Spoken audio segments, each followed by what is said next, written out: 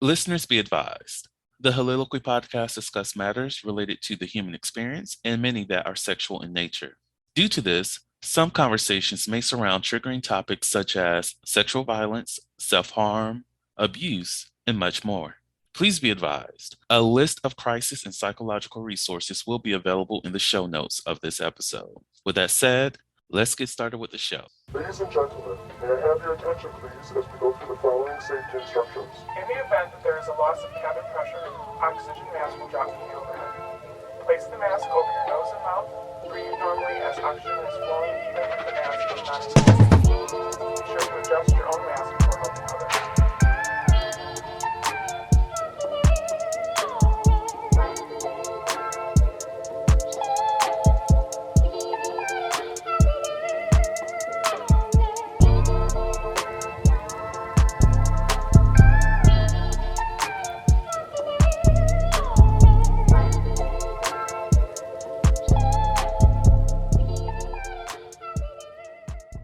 It is officially live, I believe. I need to make sure these other accounts are actually live.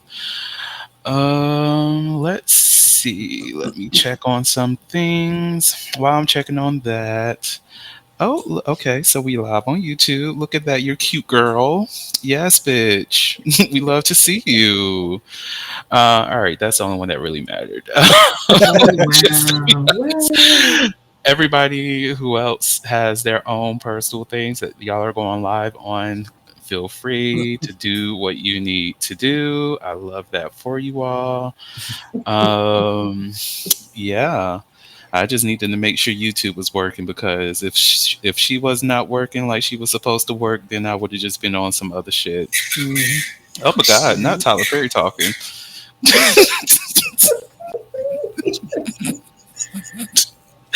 Well, I don't know. It doesn't show my Instagram is on, but that's okay. I told everybody, I gave everybody the QR code for YouTube as well, so hopefully they go there too. You know, my Instagram is not up. Why Insta? What we doing? I know we're not the best of friends, girl, but I haven't even turned it on. That's probably why. That could be why, yeah. That's definitely why. Like, didn't I set you up right before I came on here? Like, what is we doing Instagram? It's always something, right? It's always something.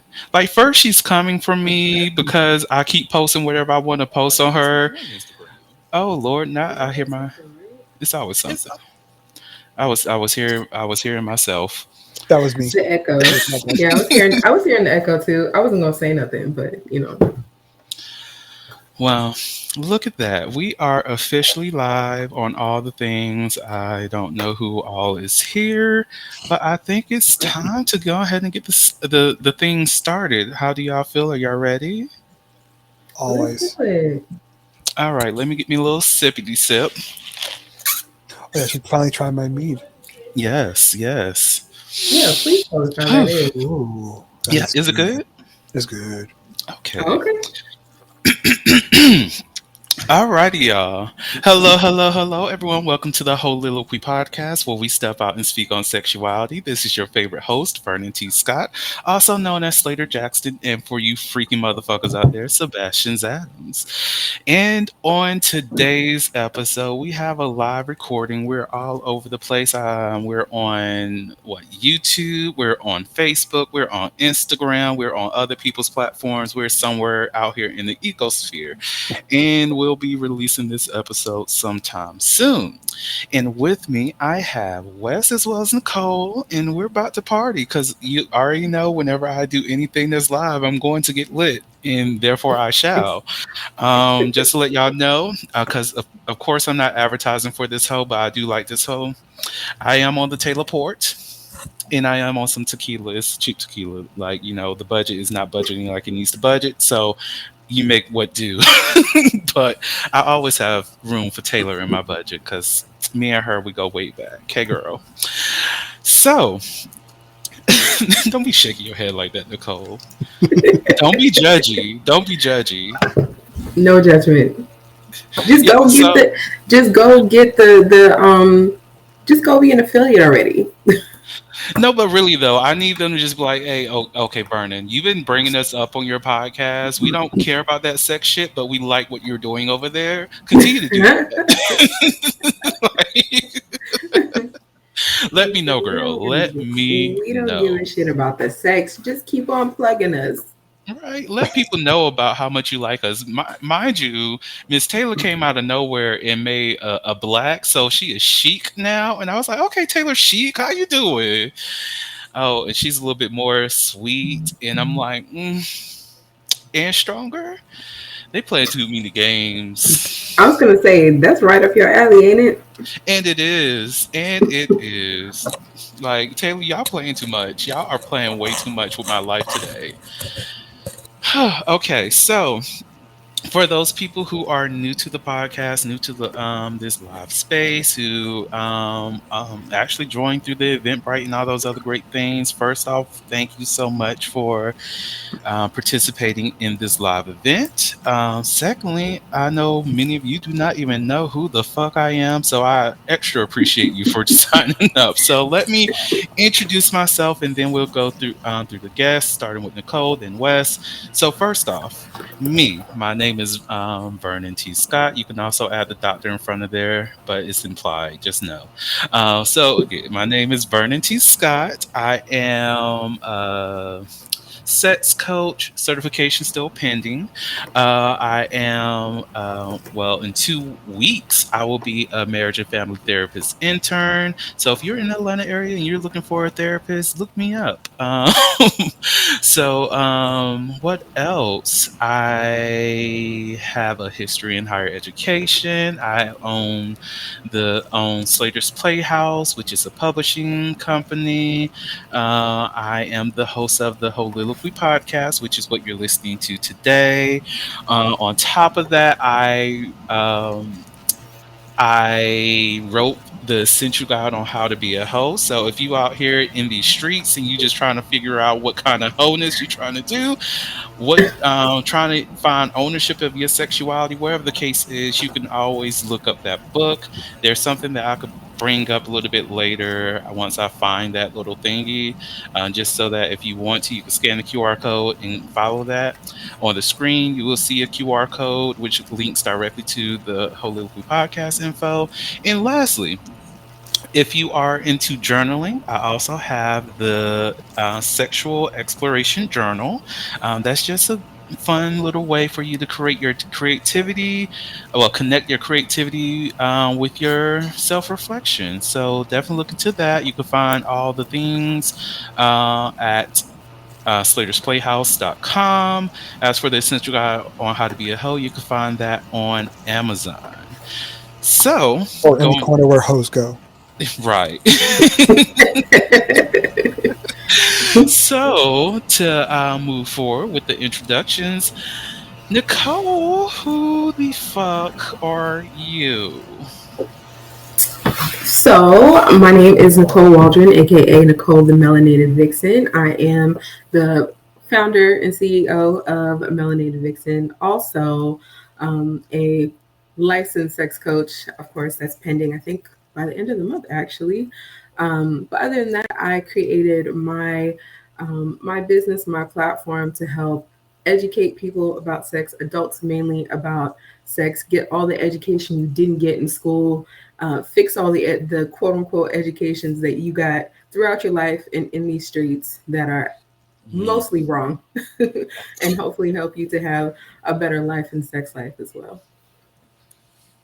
Yes, and Wesley. I feel bad because I'm Wesley Toma, but I don't have an AKA like you two do.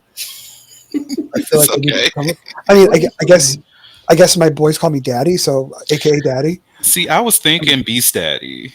Is Beast Daddy. no to Beast Daddy? Can we? Beast Daddy? Yes. Maybe. No. I'm Maybe. okay with it. I mean, I do bite. We support.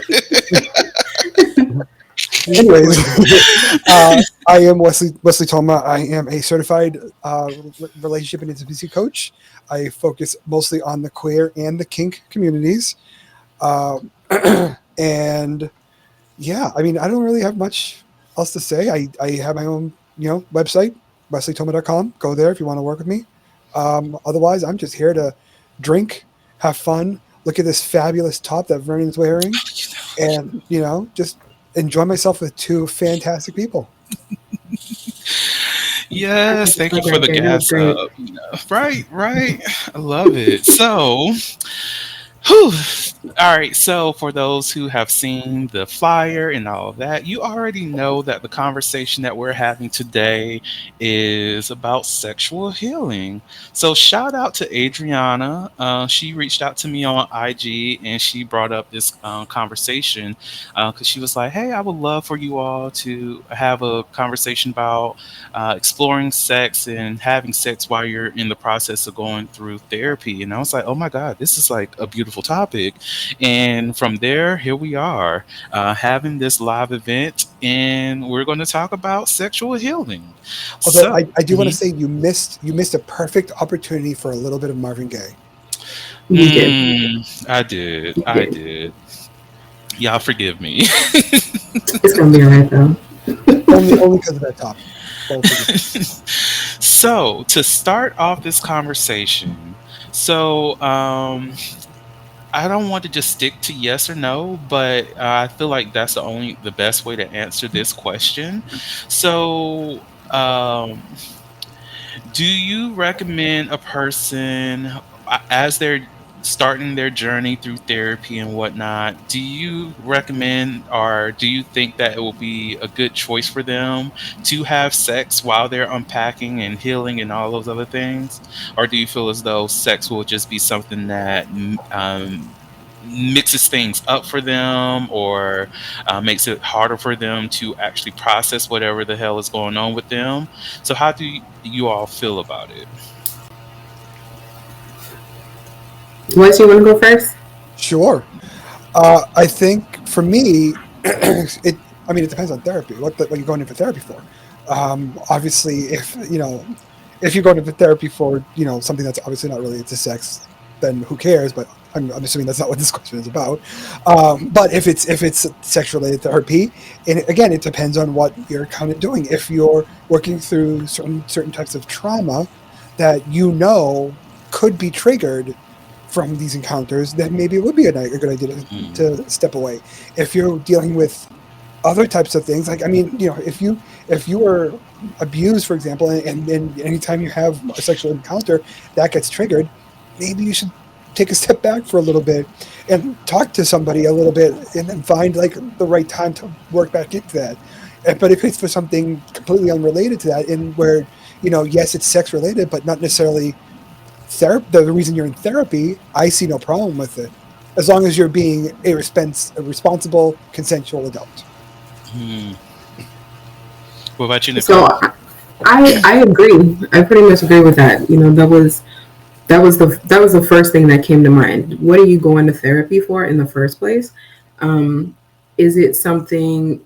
Because if it's something that's related to your sex life, your sexual self, then you should probably, depending on what your therapist or your coach says, depending on, is it because of a traumatic experience and you're trying to get out of there, and you're trying to get out there, and the person that you meet, you're like, you know what, I think I'm feeling them enough or comfortable enough to where I want to engage in that. Hmm. But I mean, more than anything, I would say talk to your therapist. If you're in therapy, if you're going to counseling or coaching, talk to whoever it is that you're speaking with and let them know, like, hey, I met someone, or hey, it's getting to that point where I got an itch and I need to get that scratched real quick, but I want but I need to let someone know that, so that they can ask you whatever prompting questions they need to ask you. They can give you whatever advice that you need to, and then the next time that you come to therapy, that could be the one thing that you delve into, like, how did your encounter go? How are you feeling right now?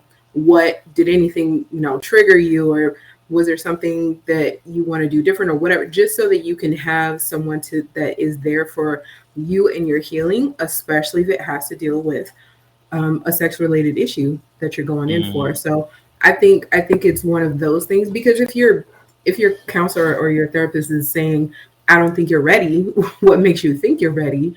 um, you guys can have that conversations, and of course those conversations, and of course make make whatever decision that you make, but at least have someone that's going to be there for you to unpack whatever it is, good or bad, after you have that encounter, that experience. Hmm.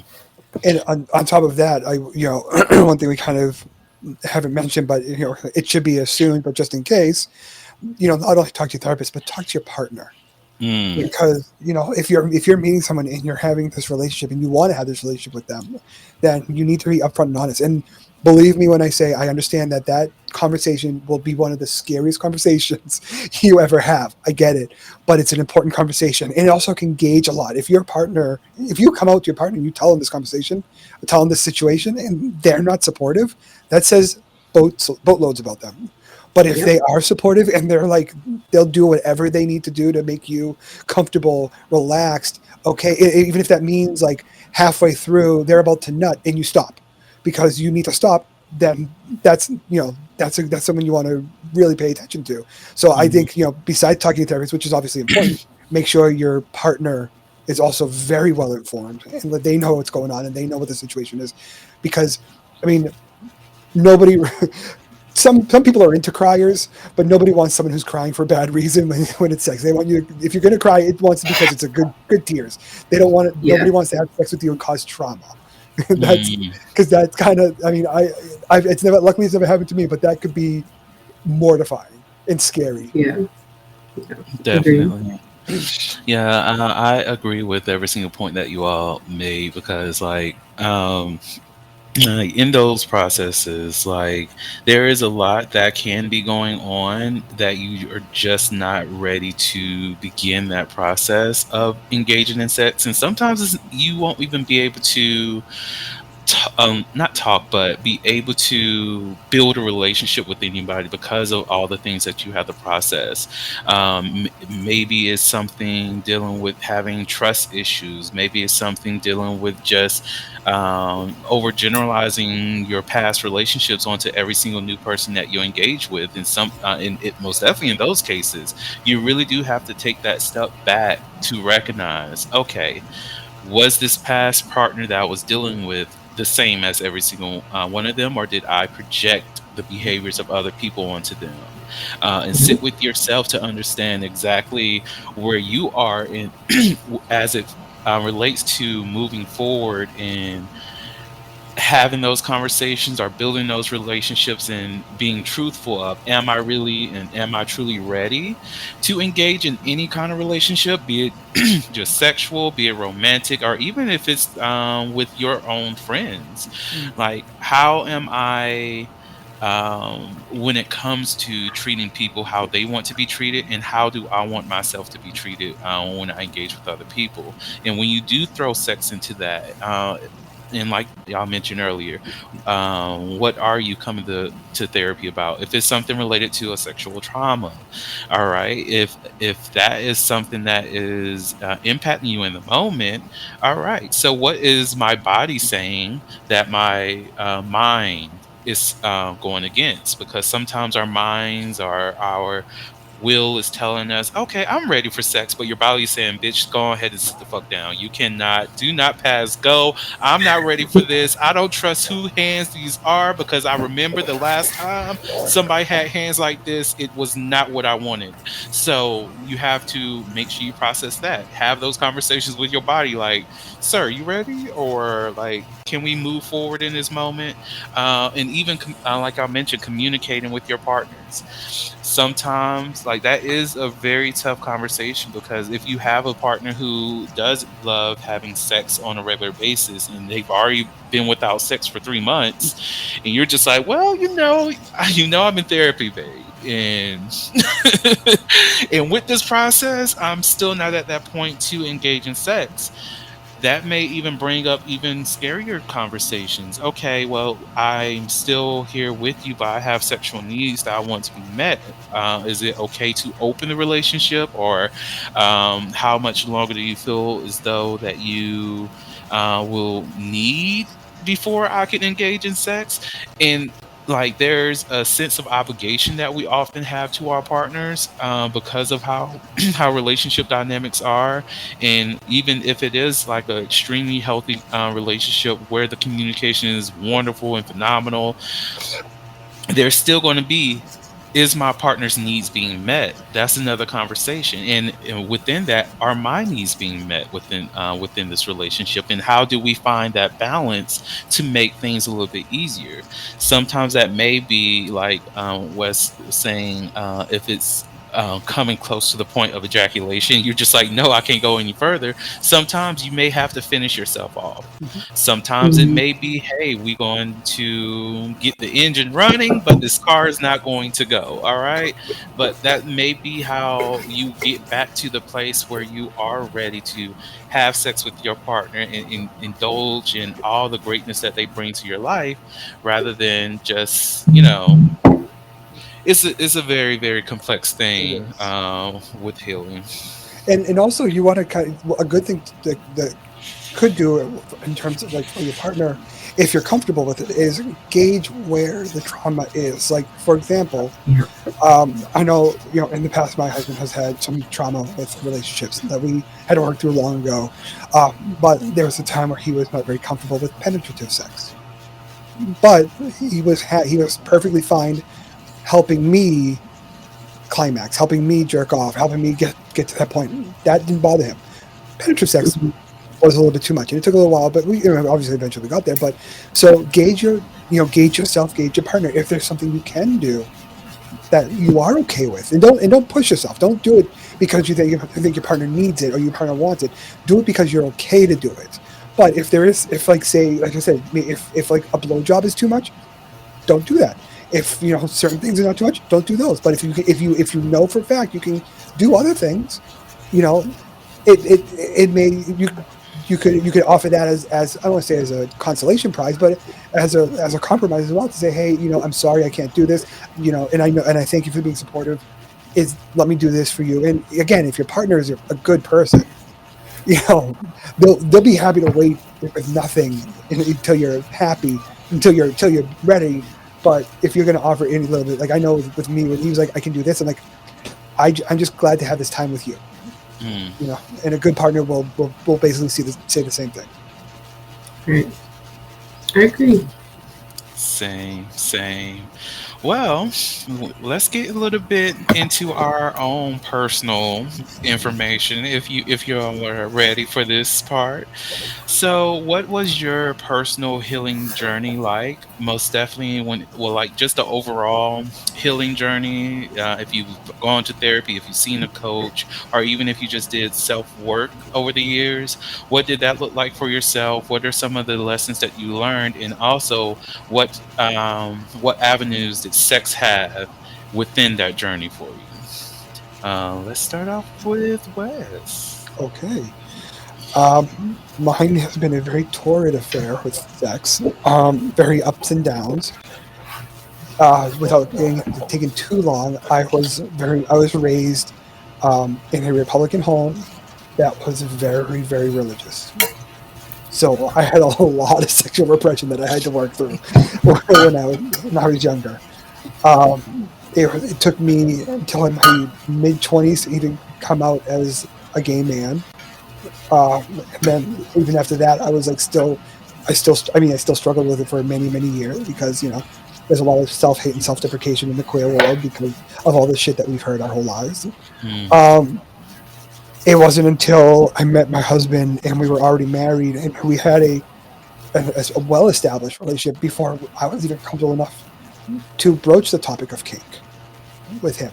And, he's been so supportive. We've both kind of taken this kink journey. We've both become very kinky, but I wasn't comfortable talking about this with other people before. It's like, again, that what we're taught growing up is like, this is shameful. The fact that you like to do these things, that's weird. You shouldn't do. Normal people don't do that. So, but in terms of like healing, I know like I've been to therapy many times, whether, not necessarily sex related, but, I think everyone needs some sort of therapy at least one point in their life. I know when we opened our relationship, we did it, but it was about a year ago now, we opened our relationship.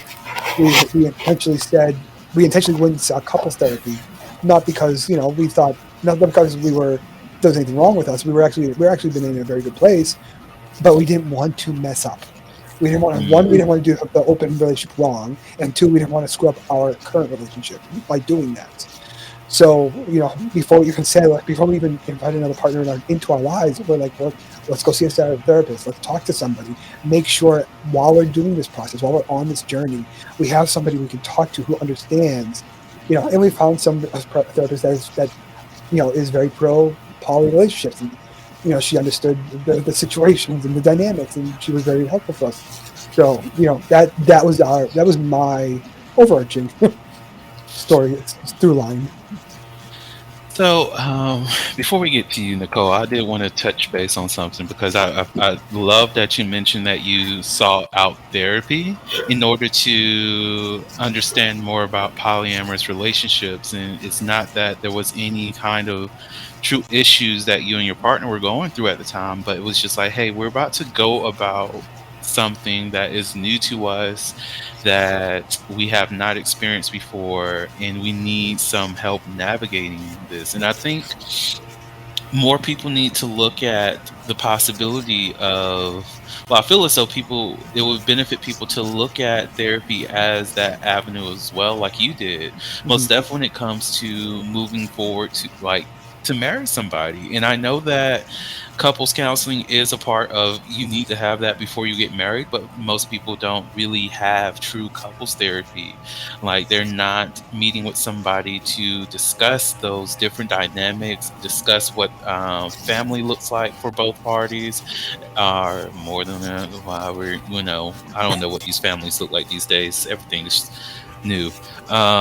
Or they don't even have the conversations about, okay, what about kids in an earnest way, or what that would look like if someone were to adopt versus if someone were to have their kids biologically or what have you, or even if artificial insemination might have to be something that the family needs and what that entails.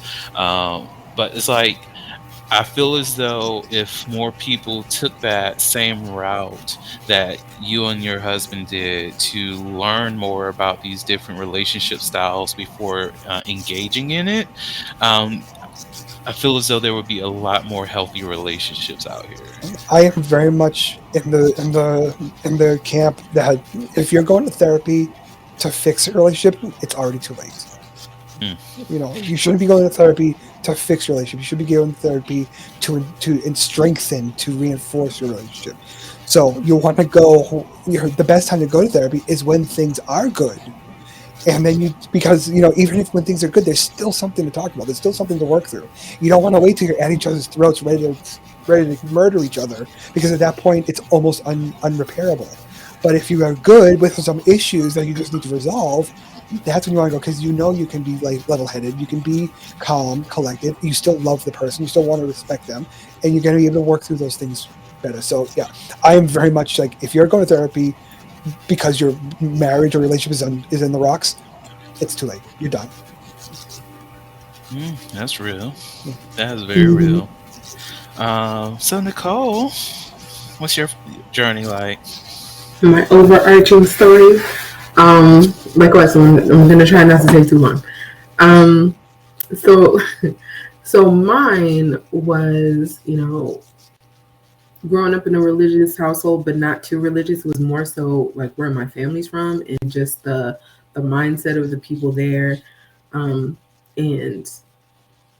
like the sexual repression that you didn't even know that you had, type thing, until you start meeting people who are different, who are who are a little bit more free. Might not be completely free, right? And I will say, along my journey, I met more and more freer and liberated people, which has definitely helped me as well. But not even knowing that you had any kind of sexual repression, and going through these different relationships with people, whether they were like romantic or sexual relationships with people, and coming away from it and being like, dang, like, is it me? Or is it everyone?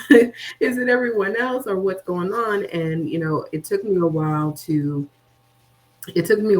like have those honest conversations with myself, and realize that everybody else's journey is not my journey. Just because people say that things should look like X, Y, and Z, if it doesn't feel right to me, then it's not good, right? So taking my time, like I had one relationship that was like the real part of a turning point for me that made me be like, all right, I need to hold off on bringing somebody else into mix. Let me really figure out who I am, what I want, what I need, et cetera, instead of just listening to what everybody else is saying that I should need as a woman, as a Black woman, blah, blah, blah. So getting away from that and really trying to figure out what it is that I need from another partner, period, right?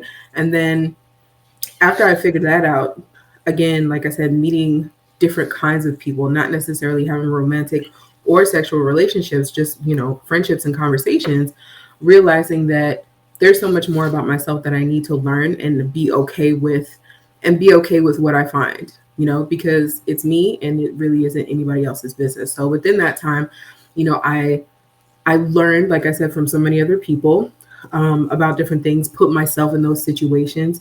When I started going to a therapist, it was actually for something completely different, not even sex related, but that was something that she brought up. Like, let's talk about your relationships. Are you in one? What was your last one? Da, da, da. So talking about those things, even though it took me a while to really open up about that part, because I'm like, I'm not here for something else. Maybe we should just focus on that. And she was like, no, all of this is part of you, but don't worry, we'll put a pin in it and we're going to come back. And I just, dreaded the day. It was like when you get in trouble and you know that your parents are going to, scold you or whatever, but they don't do it as soon as you get home or as soon as they get home, and you just, you wait almost 24 hours and you think you scot free, and then she brings it up type thing. So there was a lot of that.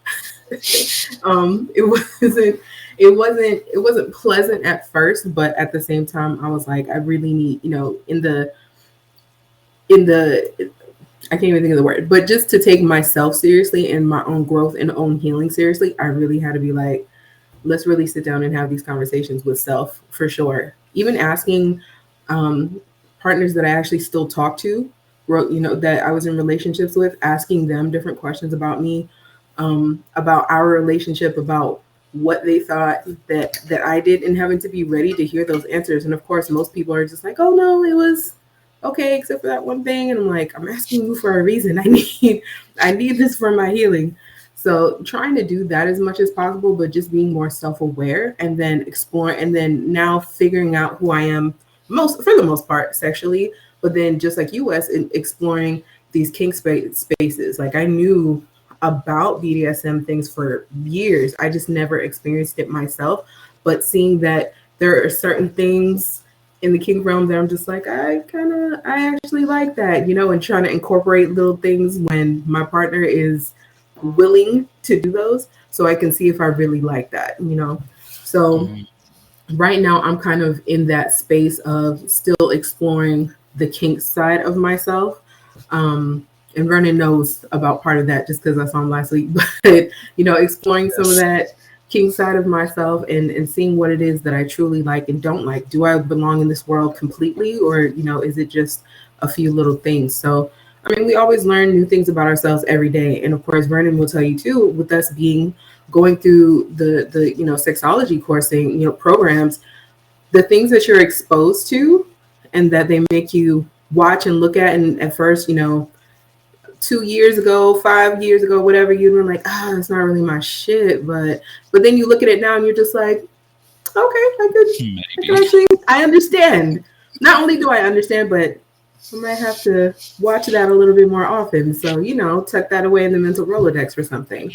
So, mine was just like self-discovery for the most part, and then just therapy, taking it up another level once I accepted myself. The one thing I love for me that was so good with finding kink, and again, I would never say kink is for everybody, because it's not. You have to really want it, because it can be scary sometimes. But I remember when I first started, I had one kink. This was the thing I wanted. This is all I wanted. And now, 10 years later, I have it's a shorter list of what I'm not into than what I am into, basically. But the one thing that really helped me was finding people that I could be just like, so I have a group of friends. We play board games. We get together and play board games once a month. But and they're really good friends. They're people I love hanging out with. I spend time with. But at the same time, when we're sitting around the board game table, sometimes we're naked, sometimes we're getting blowjobs, Oh, sometimes we're having yes. sex, sometimes we're just fooling around with each other's body and being kinky around a table. Like, well, I was just talking about, like, I gave a friend of mine a foot job at the last game while his husband was just right there watching. And we were just playing board games. And it's not like, it's not to say like that's wild and crazy, but the point is like it's releasing. It's relax. It's so invigorating and just freeing to think, yeah, these people, one, they don't want me just for sex. They actually enjoy me, but they actually do also want to fool around with me, and that's kind of a cool thing to me. Especially like, not to, I'm going to age myself. Being in my mid 40s, some of these guys who are going with me are like mid to mid 20s, and I'm like, Oh, wow. that feels great. I'm like, so, so yeah, I mean, that's the one thing that, at least for me in the kink world, that kind of really kind of helped me, was seeing that it's not like I thought it was growing up in the church, where you never talk about sex and you only have sex with the lights out in missionary. It can be a Mm. thing that, it can be a thing that you talk about or you don't talk about it, but it doesn't matter because we're not uncomfortable either way. Hmm. So, am I the only person that's like, when's the next game night, bitch? First of all, I want to know the rules to this, because how do we incorporate this? Like, are y'all just playing Monopoly, and then if you roll doubles, you get a foot job? Like, I don't. I'm trying to Bitch. figure it out. No, we're just sitting around the table, and I know this particular friend has a foot fetish, and it's a kink we both kind of share, and I know he enjoys that. So we're just sitting around, and for one reason or another, because it just happens, he was in nothing but a jock. So, and he was sitting right next to me, so I just put my foot up and started playing with him, and I told him, take your underwear off, and he did, and he came on my feet, basically. Oh, okay. We love Interesting. to see I it. just We didn't know love if there to was see it. rules to this, because I'm No, thinking, are we playing Uno, and then all of a sudden, draw four plus this? Like, what's going no, on? it's not like strip Monopoly or anything. Got it. It's our side game while we're playing the main. As long as it doesn't interrupt the main game, because it wasn't. They were playing a game, and like it was his turn, and he stopped for a second, did his turn, came back, and did more. Interesting. Mm, Okay. I love it. All right. Like, I'm trying to like, you're giving me inspiration, and I love it. Right. Come to Boston, I'll invite you to the Couples next night, game. party nights, and things like that. Yes. Okay, because Game I'm night trying to after dark. like, Hmm. let me find out. Let's see, my journey. So I would say overall, I was always like a self-reflective motherfucker. So I've always sat with myself to understand things, to reflect on different things, which honestly helped me with rationalizing a lot. But I will say there's like rationalizing is a gift and a curse, because it is great when you're able to find the good in all the great things, or even the bad things. But sometimes you can easily rationalize your feelings away and not feel them. And that is one of the things that I'm actually exploring right now in therapy, is reconnecting with my emotions, reconnecting with feeling things authentically and embracing it, rather than being quick to be like, oh, it is what it is, blah, blah, blah, blah, or finding all the justifications of why a certain person did a certain thing and all these other things, rather than just feeling in the moment that I'm angry or I'm upset, or even just that I'm happy about the experience that I just had. Um, Now, overall in therapy, and I know well, like sexually, I've spoken on it in the past about like when I first started having sex, how my body count went from 0 to like 10 or 8, whatever the number was. And with that, it helped me realize that, okay, what are you doing? Why are you so hyper fixated on sex? Why are you not being as smart as you can be? Or why is it that you're prioritizing sex and not prioritizing the things that you're supposed to do. Again, this is me having those great conversations with myself, but that brought me to a point where I had to take a break, which is going to be something that we'll be talking about next. But I had to take a break from sex. I had to take a break from hookup apps, trying to meet up with people and doing things or all the things. And that brought me to a place of understanding that maybe my actions were this way because I was acting out of a place of hurt or acting out of a place of wanting validation from other people. And the only way I can receive that is through sex, because on some level we are taught that sex is a thing to show that you are beautiful, sex is a thing to show that you are amazing, sex is something that shows you that you have a true skill. I think about I love that line in Hotels where I forgot. I think it's Amanda's Tale, where old girl was like, "Sex is her superpower," and I resonated with that because honestly, it is my superpower. But at the end of the day, you have to reserve who you save. Most definitely, if sex is the thing, you cannot be out here willing to save any and every person and give that gift to somebody, and they're not showing themselves worthy of you actually stepping in to save them. I guess will be the best way to put it, since we're using superhero terms. But you have to reflect on, is this meant for me? Is this somebody that I want to engage in? Is this something that will bring wholeness to me? And that's also something that I'm working on right now, is respecting my own boundaries a lot more, because there has been times, going off of the rationalization thing, where I will rationalize having a flexible boundary with people rather than a rigid or sturdy boundary with them. And because of the flexibility, I will end up sending myself into situations that were not beneficial for me, or engaging with people who did not really love me the way I wanted them to love me or respect me the way I wanted to be respected. So now, where I'm at now, in trying my best to honor that, I'm able to isolate or remove those people who are just there to waste my time, those people who are not as serious, those people who are just there just to sexualize me, or just they love the thought of having me and not the appreciation of me in my body. So that has helped tremendously. Now, in terms of kinks, I will say that I have been working on some things there as well. Like, recently somebody shared an app with me. It's a weird app. It's an anonymous hookup app. But with that, there's like cruising things like that. So I actually participated, like cruising, and I was like, okay, this is interesting. I don't know how this stuff works. I don't get the thrill of it because I will see that online and all those other things. But I will say, in the process of downloading that app and going to more sex positive and open spaces, it helped me realize that, I might, though I am very out there and open and sexually liberated in a sense, that there is still another level to that. Like, there's still other things that I may be open to and comfortable with and wanting to explore, but I need to open myself to those opportunities. Like, I was speaking with somebody earlier today about how I have yet to go to a dungeon, and that's something that I'm looking to change. So it's like those kind of things, or even going to like a sex party or a play party. Still looking for one, but at the end of the day, it's just like, what is the things that's best for me? What things are serving me?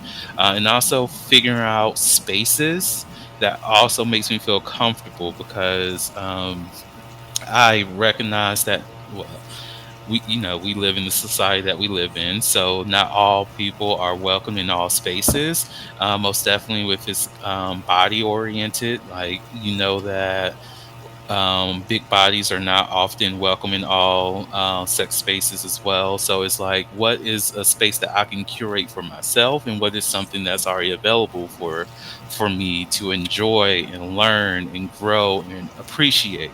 So it's been at where I'm at now, it's been a amazing way of seeing the boundaries that I have for myself at first and what limits I set for my own experiences and exploration. And now I'm in the process of exceeding that. And I'm just, enjoying that ride. And it's Nice. about being happy with yourself. Yeah. Mhm. I was actually, I just recently started seeing this guy who was kind of new to certain kinks, and we started talking, and it's not a kink I have a lot of. I have some experience with it, but it's not a kink I have a lot of experience with. But when he's like, "Well, this is what I'm into," and I'm like, "Yeah, that's hot," I'm playing with it. I'm going with it. I'm like, "This is you like this? I want to do this. I want to be there with you for this the whole way." And he's like, "I'm not used to people being, except for other people who are into the kink." He's like, "I'm not used to people being okay with it." I'm like, "Well, that's kind of the point. Is to, Mm. like." You want to embrace each other. You want to be comfortable with each other, and yes, I understand that not all kinks, or not everyone has to have the same kinks, and not everyone has to like the same kinks. It's kind of Mhm. partly why we opened our relationship, because we have some different kinks that we want to explore with other people. But it's not about necessarily just doing that. It's about making those connections and making people happy and feel comfortable. Like, at least for me, and I tell people, like, this is how I consider myself more of a dom in the whole kink community. Um, the way I tell people how that I dom is I'm there to facilitate the subs fantasy. Like, in my world, yes, the dom is the one that's doing the whipping, doing the spanking, doing the stuff. They're the one in control of the scene, but the sub is the one who's in control of the relationship. Mm. And it's my job to make sure, and I did not do a good job unless my sub or my boy walked away satisfied with what happened. And I will be the first one to ask feedback so I can change better. And that's what it should be. And that's how all kinks should be. So, like, talking about, just kind of trying new and seeing what you're into, or whether or not you want to do this full time, or be fully into kink, or just like what your experiences are. These are the experiences you should have. And unfortunately, these are not the experiences that you're gonna have. Mm. Because there's a lot of people out there who don't have the same mindset, who, in my opinion, practice kink poorly. I don't want to say wrong, because I don't think you can really practice kink wrong, but they practice it poorly, and then they can potentially sour it. But if you can find people that have the right attitude, have your attitude, and you need to walk in with your attitude, even if you are on the subby side. Like, I've had subs be like, "Look, this is what I like, this is what I don't like, and I will tell you if you cross a line." And I'm like, fucking great. I want you to tell me. I want your opinion. I want to hear what you think, what you feel, what you want, because it's, yes, the scene may be about me doing this, but it's not about me. It's about Mm. you, but more importantly, it's really about us. Right. See, you said a word there, because I know, like, for myself, when it comes to engaging with people, even when it's like just a casual hookup and people start to describe who they are, what they like, and all these other things, and the first thing that they say is, "Oh, I'm dominant," and I'm like, "Okay, what does dominant mean to you?" And for them, it's more of being aggressive and all these other things, and I'm like, that's not something that I can rock with, because for myself, not that I cannot handle aggression, I just don't know what aggression means to you, or I don't know exactly how you portray that aggression. Are you going to be like, even today, someone said that I'm a dominant personality. Well, I'm just a dominant. And I was like, well, I can't rock with you. And he asked why. And I was like, because most of the time, most definitely in the area that I am right now, that whenever someone says that they're dominant, they're not willing to listen to the other person. They think that they Hmm. have to be in control of everything. And I'm like, if I cannot have a voice in the situation, within the hookup, within our sexual encounter, we're not going to hook up, because I Hmm. want to ensure that my safety is always at the forefront. I want to be sure that if I were to be submissive to you, that you will respect my yeses, my nos, my hesitations, or I need to be sure that whenever we do engage in whatever sexual experience that we have, that you're going to respect all of what I offer and what I bring. If that's not going to be the case, then I don't want to be with you. I don't want to hook up with you. I don't want to do any of those things with you because I will not feel safe in that. I need to know that there's going to be mutual respect within our sexual encounter. And most definitely because I am a switch, I understand on both sides of that, where if I am to be in a dominant role, I'm not the person that's truly in control. Like you said, Wes, it is up to that sub to maintain the relationship and create and let me know what their safety concerns are and what they're not comfortable with doing. And if I were to go beyond that boundary, I know that I am the person who fucked up the relationship, fucked up the scene, fucked up everything that we could have had within that encounter. And as a sub, I also understand that I have the power in this. And if you're not going to respect the power that I have in that, yes, you're facilitating the pleasure. But if you're not respecting the power that I have as a sub in this, why are we here? And honestly, you brought. I'm sorry, Nicole. I'm No, go ahead. but two points to what you said. One is it's a better scene when the sub trusts you. Mm. And if you can't have that trust, and it's a better scene when the dom trusts you as well. But when there's that mutual trust and mutual respect, like if I go into a scene with somebody, I want them to know 100% that if they say stop, I'm going to stop. I'm not going to cross a line that I'm not allowed to cross. I'm not going to do something that they said specifically they do not like. I will push your limits because that's what a dom does. But I will ultimately never push you beyond what you're okay with. And they need to know that. And when they know that, they trust me. And when they trust me, they can release better and release more. And it becomes, for everybody, a much better experience, a much better encounter. Because the whole point of dom submission is like, have the submissive wants to submit. They want to release. They want to let go. And if they're worried that you're not going to stop when they say to stop, they can't let go. And kind of to a point you said earlier, like whenever I have someone I meet, and I ask, well, what are you into? They say, oh, I like dom sub stuff. I'm like, well, one, that's a stupid thing because that's what all kink is, dom sub stuff. But I always say to them, I'm like, what does that look like to you? Mm-hmm. Because it looks different to people. Like you said, you're not into aggression. There are some people are, and that's good for them. And there's a dom out there for them. But there's people like, I don't want those people. Like I've talked to guys like, what does submission look like? Oh, I want you to beat me. This is probably not a match. Not my style, and that's okay. But whenever anyone says I'm into this, I'm into like dom sub, I'm into BDSM, I'm into this, what is it? Tell me what it looks like to you. What kind of dom are you looking for? This is the kind of sub I'm looking for. What kind of dom are you looking for?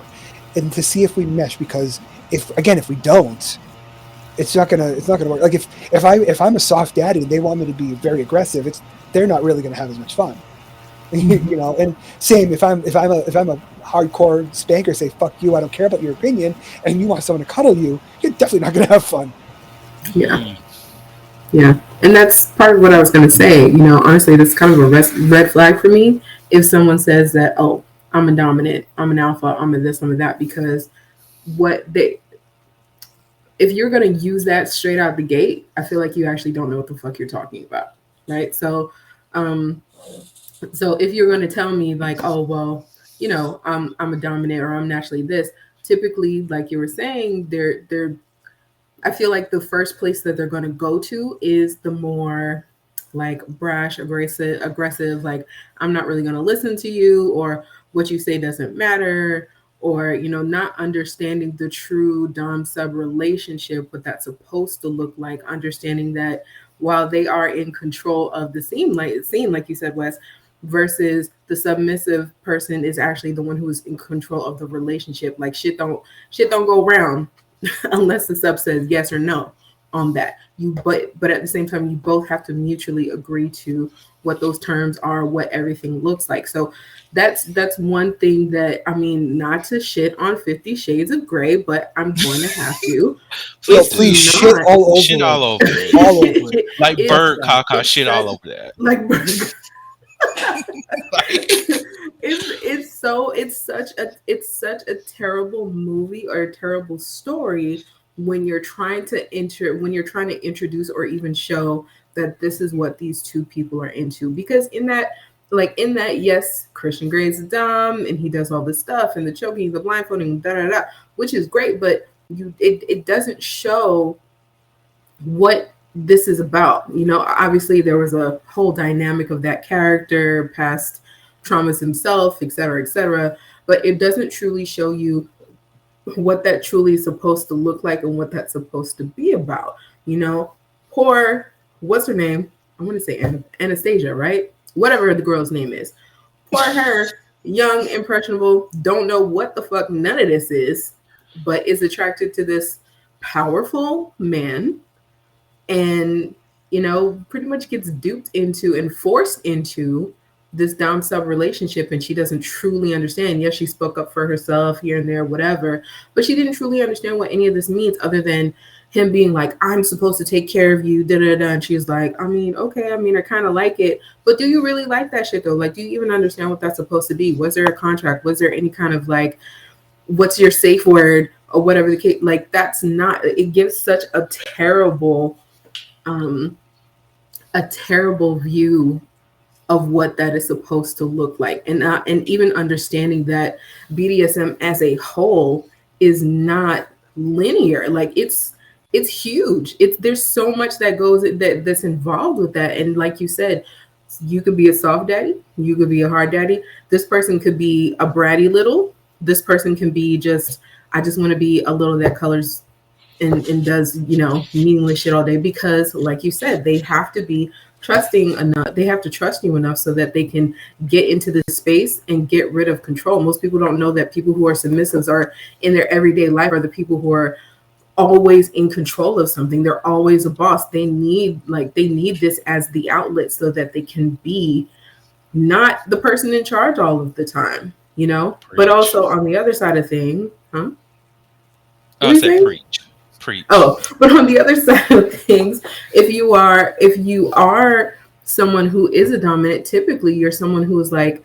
I'm not in control all day. I'm always having to listen to someone else. I have this built up whatever, and I need to be able to release that also, but also still be able to have that sub side so that you can properly care for your sub, so that most dominants should know how to be a sub also, be soft and caring and all of this, because you need that side so that you can take care of who your sub is. So most people don't know that. So 50 Shades of Grey showed you like, hey, here's my sex room with all kinds of toys and God knows what. And people can, if this is their first introduction, they can get so intimidated by that, and they're like, oh, I am not doing none of that shit. I'm not doing it. But not even understanding that so many people take part in different parts of kink and BDSM already. Breath play, impact play. You like to get smacked on the ass, you like to get smacked on the face. Guess what you're doing right now? You like to have the feathers all over you, sensation play. You like to be choked and stuff like that, asphyxiation play or breath play. All of these things are part of that. You just don't even know that these are the different things. It does not need to be handcuffs, chains, ropes, and all of this stuff, unless you like that shit. But it doesn't need to be all of these things that you see portrayed in media that is completely wrong and no real education behind it. It's not that. And that's why we're here. All that to say, that's why we're here. To help you learn this stuff. I always say about when it comes to 50 Shades of Disgusting is, I'm glad it's a thing, because it kind of helped shine a light on kink. It kind of made it slightly more mainstream. However, I hate it because it shined the wrong light on kink. It showed you it showed people how kink should not be done. But the problem is the people that I was showing that to didn't understand that's not how kink is supposed. It's not supposed to be done. They thought that's what it was supposed to be. They thought it was supposed to be this guy who takes over your life, who controls you, who forces you, and that's not. Good kink is not that. Yes, I mean, I have friends who are like 100% total power exchange submissives. That they serve their partner hand over foot. But that's what they want to do, and they enjoy it, and they've agreed to it, and they basically signed a contract with each other of what that was. It's not a contracts are important, guys. Yeah, contracts are very important. But it's not a forced thing. It's not something that you're trying to push on somebody. It's something that they want to do as well. Now, if you want to know, go get the Essentials Guide on How to Be a Hoe. Right. Let's go ahead and segue into that. The Sexual Journal, A New Sexual You, is amazing. It's also an adult coloring book. Go ahead and color while you see. Right, color while you write out your thoughts, y'all. Like it's great stuff. I actually have that one, so I actually enjoyed that. So. Thank you. No, I had to put it up there because I was like, I need to remember to actually advertise for this because I'm going to do the YouTube video. So I'm like, at least that could pop up. I hope it does be in the recording so people be like, okay, let me scan that now. But y'all spoke words. And side note, I might as well go ahead and mention that the tequila as well as the port hit like 5 minutes ago, and I've just been feeling it and just riding that wave. He's like, I'm so drunk, I don't even hear what you're saying anymore. I'm here for everything, but no, like the 50 Shades of. I like that you said 50 Shades of Disgusting. Because, like, I don't know what else to say after.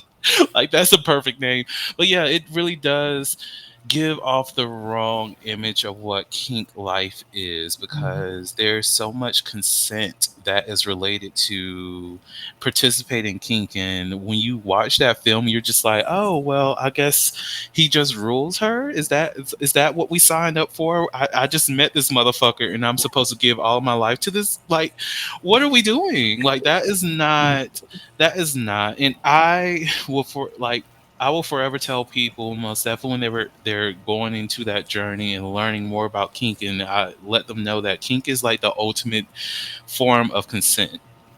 You have to have these conversations with the person that you're engaging with, that you have to talk to them about your safety, your hard nose, your soft yes, your soft nose, your full on green flags, your yeses, and go from there. It's a whole conversation about what you're engaging in with this person and getting to know them and getting to know what they want to experience within their sexual environment. And I think like I love that there's a lot more people who are expressing themselves a little bit more openly, that they're willing to engage in the things that they find kinky. But I also think that something that's missing within that conversation is that not everybody's going to be in the conversation, that not everybody's going to be on that same wave that you are on. Like even this weekend there was somebody who wanted to hook up with me, and I was like, I'm not into public play. The public play that they were looking into, I was like, I'm not into that. But like, I'm not trying to engage in that in any way. But hey, if you are interested in like something a little bit more intimate or something a little bit more private, that's always an option. Most definitely, since I'm here, I have a room, we can meet up, blah blah blah. But they're like, they just kept trying to push the public play aspect of that, and I'm just like, you know that this is not going to change. Now, I get some people outside of me may succumb to the peer pressure of it all. Most definitely, if they're horny. And for those people who have not heard it on the podcast yet, and also for those who are waiting for that episode to release for November, horniness is a motherfucking drug, okay? It is a drug. I snort that stuff sometime, and it always gets me a little bit crazy. I do not recommend. Do not pass go. Do not go around with snort it. Girl, you know you gotta snort horniness. You know you gotta snort that shit. You do not shoot horniness. It's snort it. That's exactly right. It's straight up the nose. You don't smoke horniness. You do not take that as a pill, bitch. You snort that shit. You know what? As soon as you said that, as soon as you made the snorting thing motion, The first thing I thought of was Scarface when he had the pile of cocaine. Not even the lines, bro. Like just the pile of it and just snorting the whole thing. That's what I saw you do just now. That's exactly I've been what that horny guy. Listen, Big pile of horny in front of me that I just had to shove my face into. Yeah, I've been there. okay, like hilarious. it's the drug. That is It- the it only. is. It's the only drug I could think of. Like, well, the only method of ingesting that seems appropriate. Because I don't see myself shooting up horniness. Like that You takes need it now. time. You need it now. You need that shit immediately. Well, you can Mhm. also, never mind. We're not talking about how you can distribute drugs within your body so that you can get high quicker. We're not talking about that on this We podcast. won't. This is the wrong one.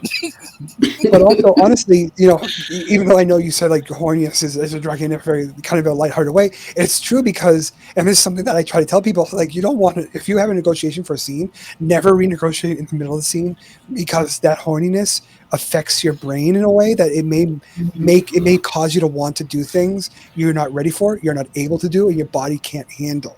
So Right. you say it is very much a drug because it does alter the way you think and the way your body works very strongly. It does. It really does. Like I think about all the crazy shit that I've done just because I was horny. Mhm. Am I saved from that? I am not. The Lord is still doing work on me. Oh my God. It's the process. I'm in therapy for it. Like I'm just trying to do wherever I can. I'm managing out here in these streets. But it's one hell of a drug. I will say that. And it's a drug I will happily go back for over and over again. and snort the fuck out of that. Oh, Oh God. I need to make a meme out of this. That's so funny. Listen. Are we doing a line tonight? That's all I need to know. Are we doing a line? And I'm not talking about cocaine, y'all. Granted, I will do it once, but that's different. Are we doing a line of horniness? Are we doing a line of horniness? I just need to know. It's the only still way early. the only way to do a line of horniness is off someone's ass, though. Mm. It's right What about at the it's tits? perfect. It is the weekend, and for anybody who knows, the weekend is when the titties be free. So Okay, I'll horniness should only be done snorted off of other person's body. That's fair. I like that. I like that. Now I will be honest, even though it is free titties, I think I might snort it off the ass cheeks too. It's gotta be nice ones though. Just saying. Okay, will anybody snort horniness off a dick? I'll do a lot of things off of there. I'm fucking done. I love Wes's commentary because he's so calm and so subtle with things. And he was like, hello, me. What? I did not expect that from your face, but yeah. Listen. Well, since I did mention Hovember, by the way, every person on this episode right now, we did like 2 episodes during Hovember. So y'all check that And out. it's probably gonna be 2 of your best episodes, not to our own horn here, but those are gonna be the best. Toot your horn. Boop, Yeah. boop, boop, Yeah, boop. not to have a little humble pie, but we were fucking fantastic. We were those 2 ever because I told somebody about it and they're like, oh, when is that coming out? I said, oh, it's not until November. But I'll send y'all the link. It's real good. But yeah, those 2 episodes probably were my most fun. It was such a good time, and here we are. Mm-hmm. Here we are on a live. Talking about snorting horny off of asses. Right. I'm still debating on when I'm going to release this because I'm like, I feel like I want to do it before November, but at the same time, I'm just like, that gray area when I'm on break. Should I do a little bit something extra? But I know for a fact my ass is not going to do anything extra after November. I'm not. No. I don't see it in my futuro. I do not. I'm trying to get better at Spanish. I think my answer to that is probably like one of our topics on here, which is be kind with yourself. Be kind to yourself. Don't do too much. Do what you can. The rest will come. Wait, random question that has absolutely nothing to do with the what we're recording right now. Let me just put this little essential guide on how to be a whole thing back up here. I hate that it's covering your face, Nicole. I really do. I don't like that. Oh, Oh, oh, you looking so gorgeous. she Oh, can work a bitch. screen. Look at You her. better like. Oh my Ooh, god. thank Oh, you, thank you. Please, more, please. Chile. Yes. She's By like, the I know how to way, frame. I know I got this. Huh? right? He's like, oh, no, I so you gonna put it up? I'll just be over here. Is that better? Get the No, sexy no, you're lean good. going. You're good. All right, there we go. Now it's off. Now I will say, can y'all see the private chat? I'm not seeing Like, any chats. Yeah, Oh, the I private chat, put yes. myself on. Oh yeah, I can okay, I now. just want to make sure that y'all saw that I posted that up in there, and the rundown and everything. But anyways, outside of that, because Nicole mentioned it earlier. Yeah, I saw her. I met her in person last week. It was so That was a good amazing, time. y'all. I like we're on a tangent right now. So if you're new to the Heauxliloquy podcast, we do tangents and tangents be Lots of approved. them. Like we were off topic like 30 minutes ago, and we're still off topic. We'll get back to other things in a second. We got like a good 2 hours here, Yeah, but y'all got time. it Y'all got says to time. nine. I don't think we're gonna make it to nine. I'll be honest. Like the tequila already hit, but so I'm not going to be wild. I'm not going to be as crazy as I was on our live. Nicole, don't judge me. Don't Lame. judge me. I saw the face. I saw it all. I But wasn't thinking about the live. I was thinking of our night. That's what I was thinking about when we saw each other. girl, Because but really though, that was really so much fun though. it was so much fucking fun. Minus, that first place we went. Well, no, the second place, because the first place was when we got food. That second place, it was all It was right. all It right. was all right. It definitely wasn't. It definitely wasn't giving what all the reviews were saying that it should be, and maybe it's just because we're black and we were looking for a specific vibe.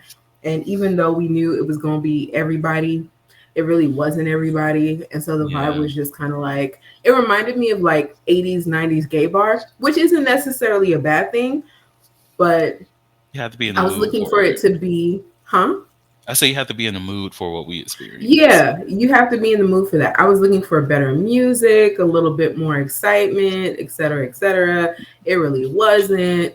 So we went to the patio where the weather was beautiful and, we saw what we could see. And then we're just like, so we're leaving?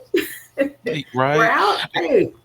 Girl, I still cannot get over that line of motherfuckers that we saw. When I tell you Oh, I snorted some horniness in that moment because I was not fucking I told my Neo, I was like, look, I don't double take on any motherfucker that I see out and about. I really don't because I don't be caring like that.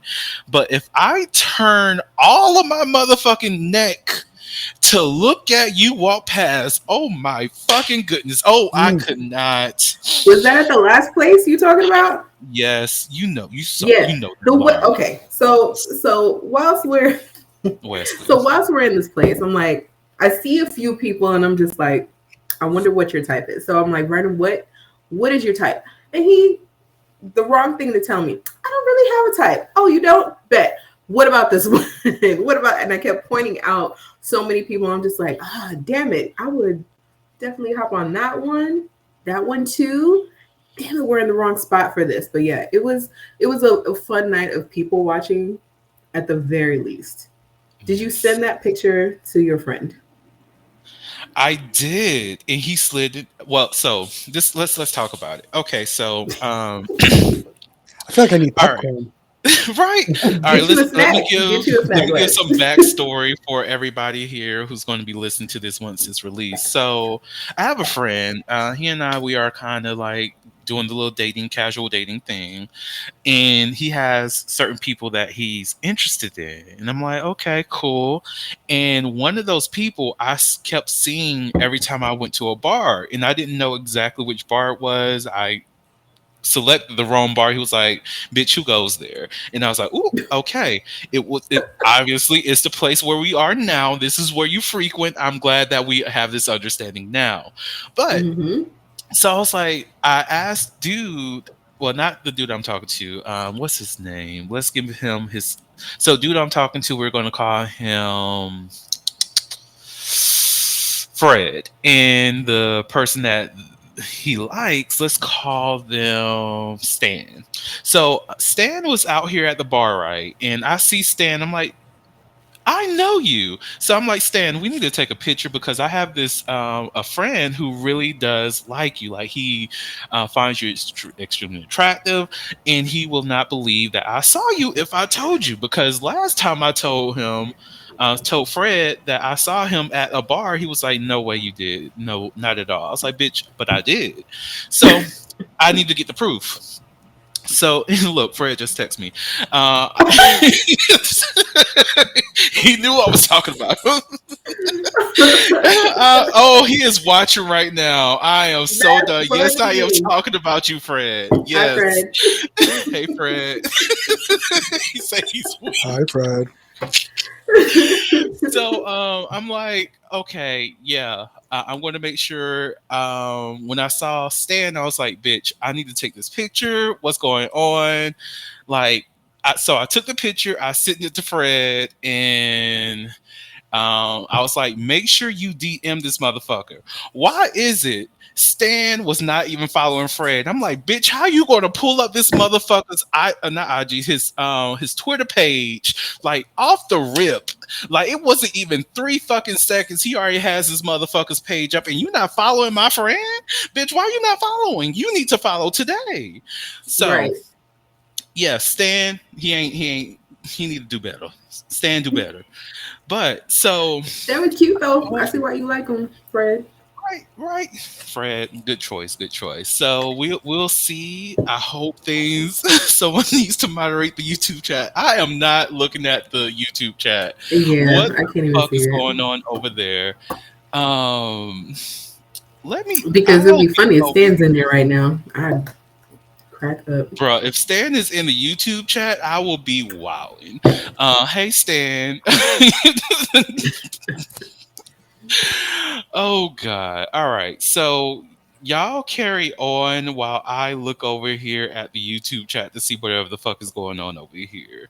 Oh, I just remember I brought us off topic. So to get back on topic, um let's see. Taking a break from sex. Now, just to because I give my own personal story. I kind of mentioned it a little bit earlier, and then I'll let y'all jump into that.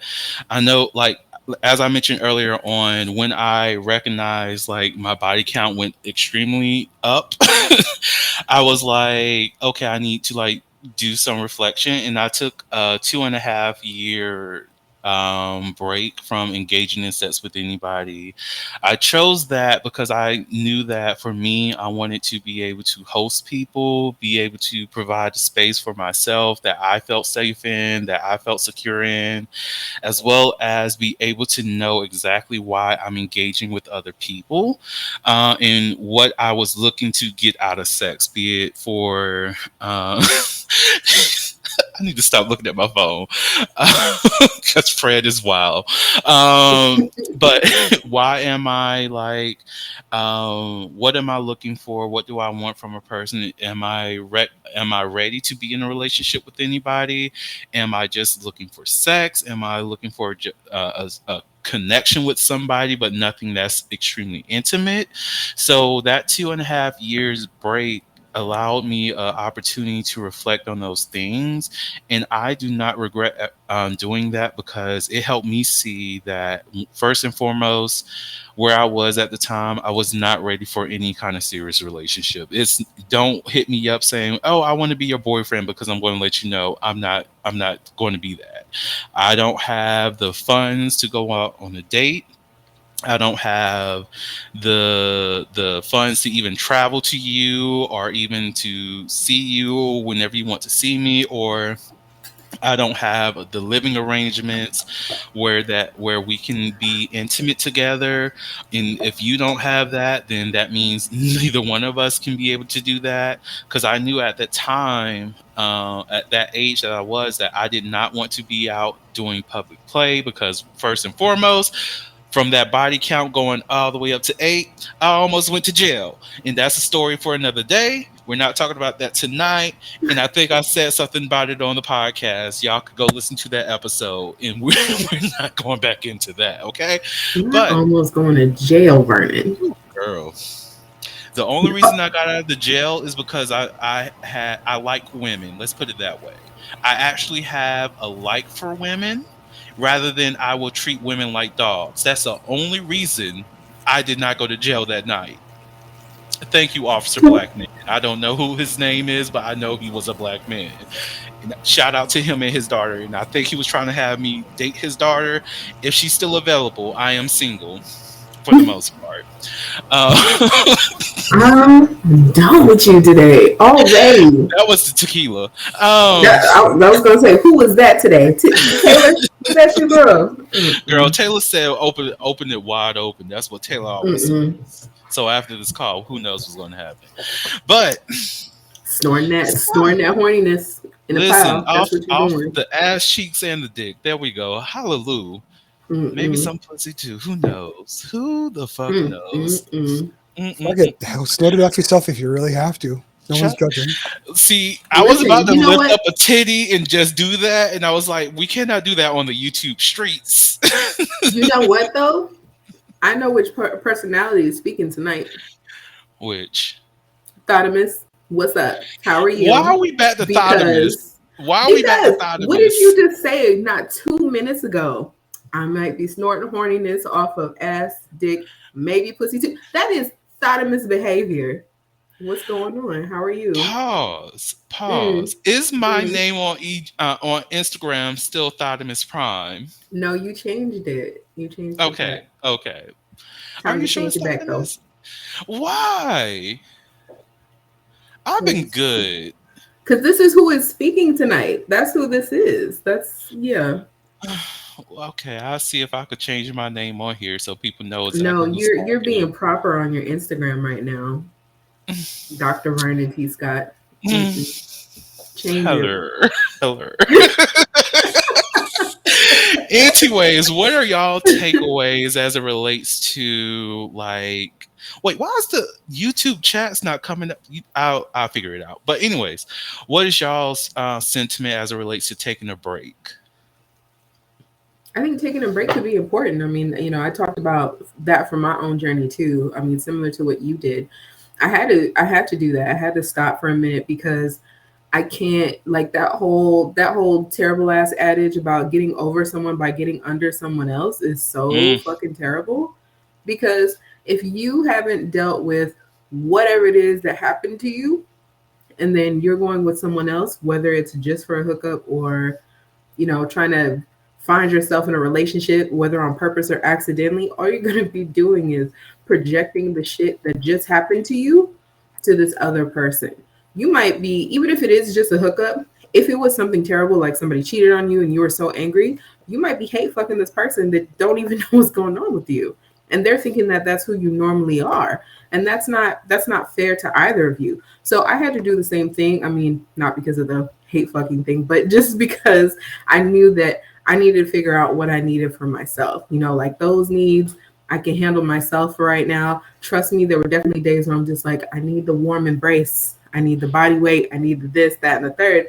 But it was more important to me to take that break because I was like, if I'm gonna break some cycles and not keep dealing with the same kind of person all the time and sitting here wondering how come I keep attracting this terrible ass type of person or attitude or whatever the case is, I need to take some time and really be like, okay, what are we allowing that we shouldn't be allowing? Or why, am I looking for love in all the wrong places, etc., all them cliche ass shit. But that's real though. Like that kind of like sex can cloud your judgment. But going back to what you were originally talking about, like those are the times that if you are in therapy or speaking to somebody professionally, that you need to have these conversations with that person, and be like, I'm thinking about this or I'm thinking about that and I'm kind of taking a break. I'm not necessarily being celibate, if without putting a label on it, but I'm just taking a break right now. Like sometimes, like you said, snoring that horniness, when downstairs want to be talking more than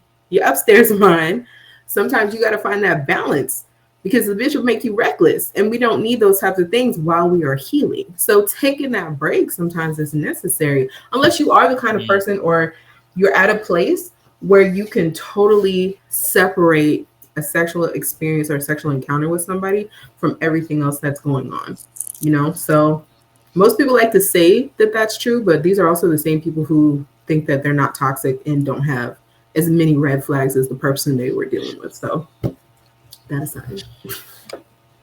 I do have to say, though, a good consensual hate fuck is amazing.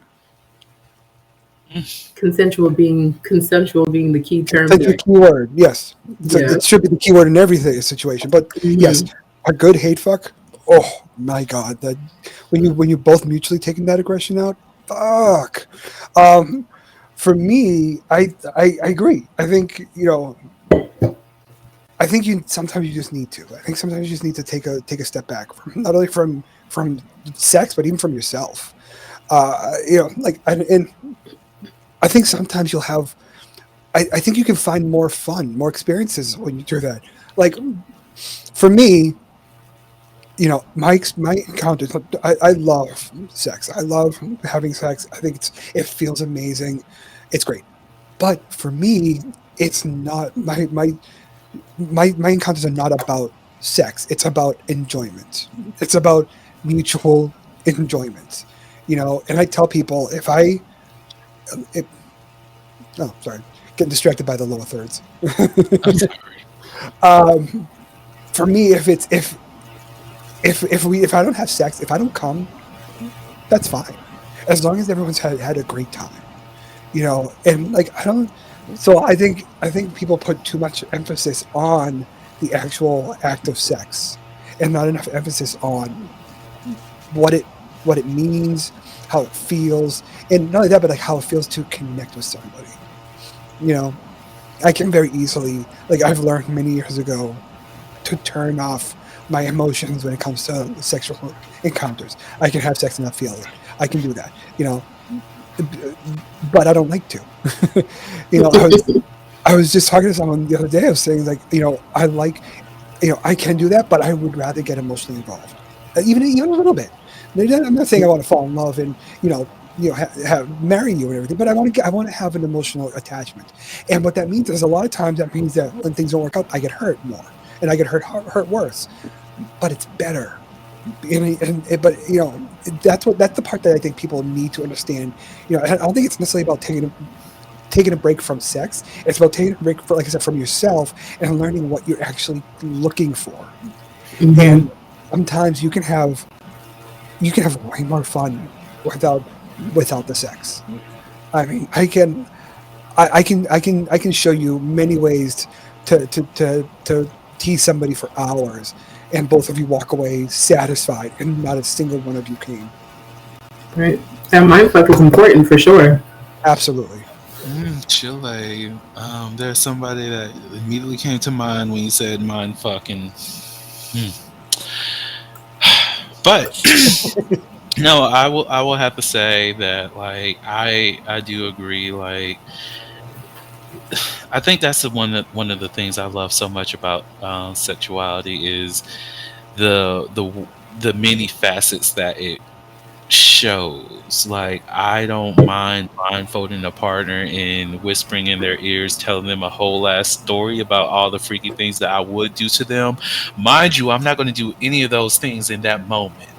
But just the thought process of knowing that this is what I will and can do to you, and having them sit in that moment and experience that for some time, oh my motherfucking goodness. Yes.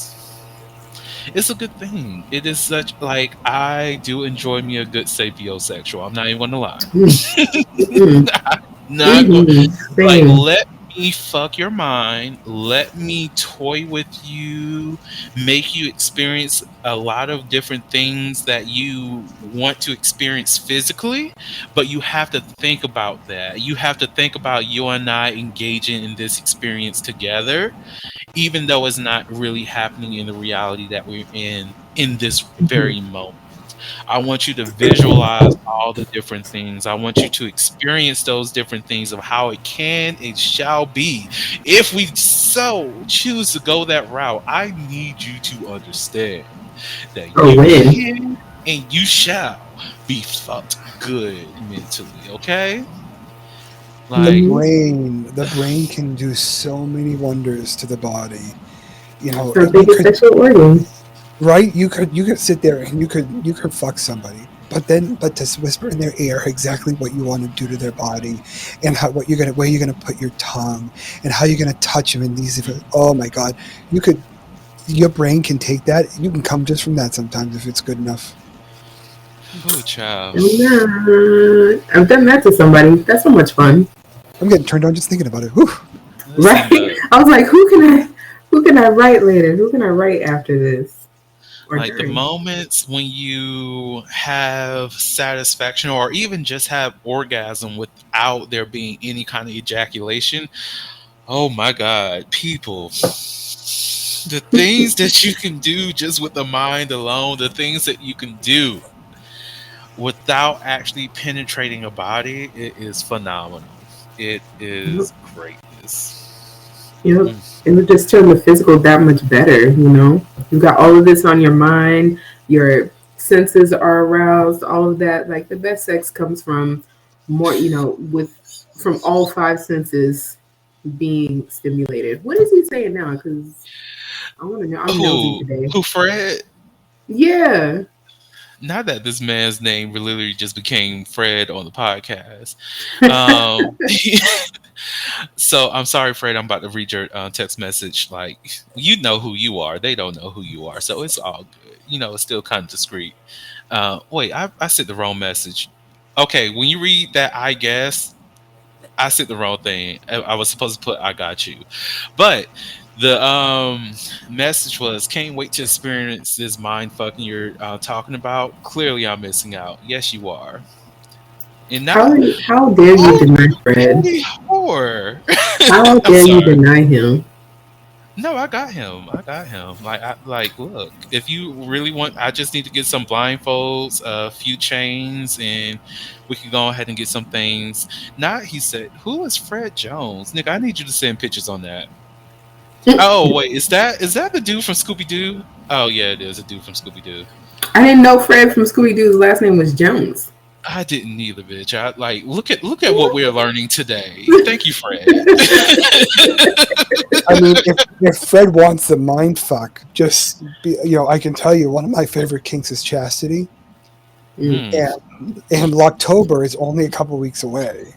Locktober, is that what you said? Locktober, it's when October. we go in chastity for the entire month of October, and you don't orgasm, or you don't touch yourself, but you get teased by the key holder, Oh.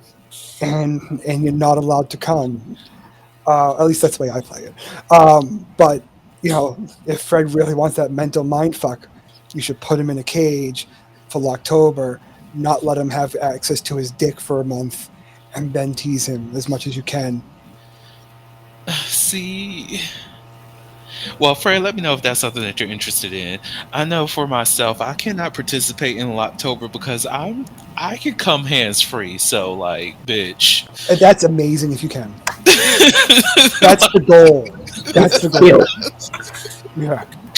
it's the way that you truly tapped into yourself. Bitch. Like, like, yeah. There's things. Like, I feel like women need to have more months like this because men have now Locktober, No Nut November. I would I never forgot what they make them. participate. Listen, right, exactly. Because when I first heard that, I said, "Why would you do that to yourself? That sounds terrible." But whatever. But I mean, I guess it's Not kind of I. similar to Locktober, but whatever. So, but yeah, I can't think of any months that women have that are like that. I mean, Or you at least could vagina symbolically people. practice Locktober. I know trans guys that practice Locktober. They don't necessarily lock up, but they basically kind of act the same way. They don't touch themselves. They don't fondle. They don't come. They don't orgasm. They just let it. They just fight. I mean, it's harder for them because they don't have the cage to stop them. But you can do it. So I I'll be think happy to help you with it if you want, Nicole. Oh yeah, I'm not about to participate. I'm not gonna do that. I'm just saying No, no, for no, no, those who no. are interested, I'm not about to deny myself. Hell no. So somebody else, but someone else that may be interested in that, like I haven't heard of anything that would be See, similar. But I guess you're right. I mean, just not touching, but I think there would definitely need to be more consequences for touching. bitch. Oh, Ooh, with my boys, there's definitely consequences. I love to spank. I do love to spank. I I, Mm. just thought of a I whole section of a contract. So, what's funny is even though I'm still new to BDSM, like I've written contracts already and like understanding consequences, hard off limits, all of this other kind of stuff. So as you're saying that, I'm like, oh man, we could probably make a whole contract for that as far as what the rewards and consequences would be for that. I think that would be so dope. right, and I think like now that I think about it, like Locktober may actually be good for those people who participate in like edging, Mm. because they have A whole to month of edging. prolong that. Oh, so that's interesting. That's one Mm. of my favorite things to do. Oh yeah, we talked Edging. about that. Yeah, for not for myself, but for October for my boys. Like I will get them to tease themselves, get them right to that edge, and then I'll tell them to hold that for 30-40 minutes without going over, and then stop and don't finish. Oh God, it's so fucking hot for me. That's so mean. I know, and I love it. But yeah, I was gonna and say I was like, but at the same time, I see it. and they love it too. So what can I do? I I love Mhm. facilitate. that. What can I do? God, I love that so much for you. Mm. Or like So the Fred, asking permission. Oh Lord. Oh my gosh, do you not know? I love when somebody asks for permission to do things because I'm already consent forward, so that like makes a extra layer of me being comfortable with the person, and you continue to ask for the permission to do things. Oh my mhm. god. Hmm. Just ask me, oh, can I do this for you, Daddy? Yes, you can. Actually, Zaddy, can I do this for you? Yes, you may. Okay. I'm in a moment, so we're going to continue in this episode so I can release myself from it. What Hmm. is up next? Oh, damn, it just got real. Jesus. I forgot what was after the breaking from sex. You wrote these topics. I did. I did. And again, thank you, Adrian, for like giving us like the overarching theme for this episode. Because like literally after the first part, it just was all free thought. So yeah, shout out to you, girl. Like I appreciate you. When you see this and when you hear this on the actual podcast, just know that you are appreciated and loved. So the next topic, since we're you know, there's that general disclaimer thing that's going on in the lower third for anybody who needs to like see that in the video. So I already gave you the general warning, and when this comes in the audio, you already hear the thing at the beginning of the podcast before the intro music start. So here we are. We're talking about sexual trauma. So the next topic that we're talking about is sex as a trauma response and coping mechanism. So many people overall do not understand how we link our coping mechanisms, our strategies of getting over things, and all those. I'm trying to do better. I'll do better. But anyways, as long as y'all can hear me.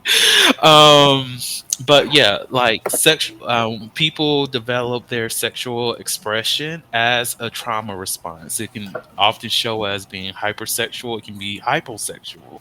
It can just be removing themselves from sexuality altogether.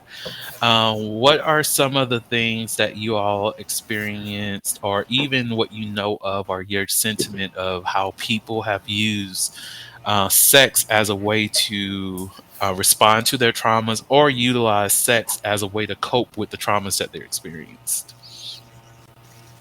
I think for me, I'm going to kind of bring this back also to the healing journey that we talked about earlier. There is a strong connection between kink and trauma, because kink can be very traumatic itself. Depending on what your kink is, it could be dangerous, it could be hurtful, it could be very traumatic. And there's a lot of people out there that will, you know, It's not something I do because I'm just not comfortable with it. But there are people who deal with trauma through kink, and it's about taking control of the situation. If something happened to you when you were a kid, use a kink situation under controlled circumstances with a trusted partner, and with the right with the right environment to indulge in these activities to show that you have power, that it doesn't control you, you control it. But I do want to emphasize the trusted partner, right conditions, because it can also cause more trauma if not handled properly, or not with somebody that you trust to follow the rules that you set in place. But if you have somebody and you can talk, this is something that I've kind of talked a little bit about in my practice, but not very much, because again, I'm not a trauma coach, so I don't really know that. But I do understand when people say I want to try this, and I want to say okay, and I can tell you here's what you want to do, here's the things you need to look out for. These are the red flags you want to, and I'm saying this to the top or the dom, because they're the ones that need to be able to notice when to stop. They're the ones that need to notice when and if it's gone too far. Because a lot of times, the sub who's dealing with the trauma in the moment, like we said, horniness is a drug. In the moment, they may not even realize it's hurting them more. They may not realize until after the fact that it caused more damage than good. So it is up to me as the dom. It is up to you as the dom to watch, to be hyper aware, and make sure that you are following the rules. You are doing what you're supposed. And if you see even the tiniest bit of red flag or tiniest bit of warning, you just stop. But in that sense, I think it can be extremely helpful if done right. Just be careful. I agree with that. I think that fine line between it really helping you deal with it or cope with your trauma versus being just so engulfed and engrossed in the scene that you're not present enough in your body to know when you should be using a safe word for, hey, I'm at the border, or hey, I'm there, and your dom being tapped into you enough to understand, or to really read your body language and see the things that you're not saying, and saying, okay, I'm pushing them too hard, or sometimes it might be they're not even being pushed hard, especially if this is a scene that you've done before with this trusted partner. Sometimes it's usually we're good here, but clearly they're not good right now in their body. So yeah, I think them being hyper aware would be the best for the sub or the person who's going through that. But also I think that, like you were talking about before, that correlation between trauma and kink, between trauma and BDSM, which isn't there for everybody, once again, but the way that people go to that space because of the trauma to deal with it, to get away, to be in that different headspace. And that's something else that I think people don't really understand or know about. When you're going through these scenes, typically you as the sub and the dom, in a lot of cases, you guys are in a different headspace to release, to get away from whatever your reality is. So things like aftercare is super important, not only to bring you back and make sure that you're good and you guys can talk about the scene, the experience that you just had, but also to bring you back from that headspace, dom space, top space, sub space, all of those things, bring you back from that, back into your reality so that you can cope and so that you can deal. This is not something that you could just get up and go when you're done. But I think that people do, though, like you were saying, the correlation is people do just deal with whatever trauma it is with sex, using that same getting under to get over. And it's typically not a helpful thing. They might think it's okay for the first few, but they're not realizing the terrible pathway that they're leaving, of destruction that they're leaving behind for other people, and then of course for themselves. So that's why I feel like it's a fine line. You really should not do that. You really shouldn't do it. You're just, just the same way as people use alcohol, drugs, food, whatever else as a coping mechanism, and how all of those things can be damaging to you and not good for you. The same thing can happen with sex, especially when you're not with a partner who is truly consenting to this and truly like looking out for Mhm. your well-being. You're just trying to get with someone and you're just like, I need you to do da da da, and they're like, I mean, sure, but is that really what you need right now? Because especially after the scene or during, like, this is not really what we should be doing right now. This is not good for you because the cries that you have are internal terrible cries and not pleasurable ones. So I'm on the side of don't do that because I just feel like most people won't know most people won't know what that line is, and they're Hmm. not going to come back very well from it. See, that reminds me, like, I know, like, from my history of engaging with other people and whatnot, and having a history close to mental health and mental wellness, as well as being a coach and all those other things, and I engage with other people to, just to figure out how they want to express sex and all these other things or engage in sex with other people. I've even had moments where I had to take a step back and recognize, oh wait, you should not be having sex right now. What's going on with us right now is too much. Like, I even remember this was a time when I was in Nashville and somebody was telling me how they were going through so many things, like I think a family member, I think their grandmother had just recently passed and they lost their job and all these other things. And they were just like, but I want to hook up with you. And I was like, oh, no, no, no, no. We Mm-mm. cannot hook up. Like, first and foremost, I'm a firm believer in energies. And that's some energies that I don't want to, even though I do use protection and everything, but that's still some energies that I don't want to be laying over in my apartment because of everything that's going on with you. I don't want you to be in a position where you get so accustomed to utilizing sex to have that release, that you just feel something in a moment rather than feeling the feelings, the accurate and true feelings that you're feeling in the moment because all of the things that you're going through. And I think people Mhm. have become so accustomed to utilizing sex to eradicate or even minimize the real traumas or the real life emotions that they're feeling in the moment so that they can move through life with the guise that they're okay rather than just acknowledging that they're not okay. And this is for any person who's doing that out there. It is okay not to be okay.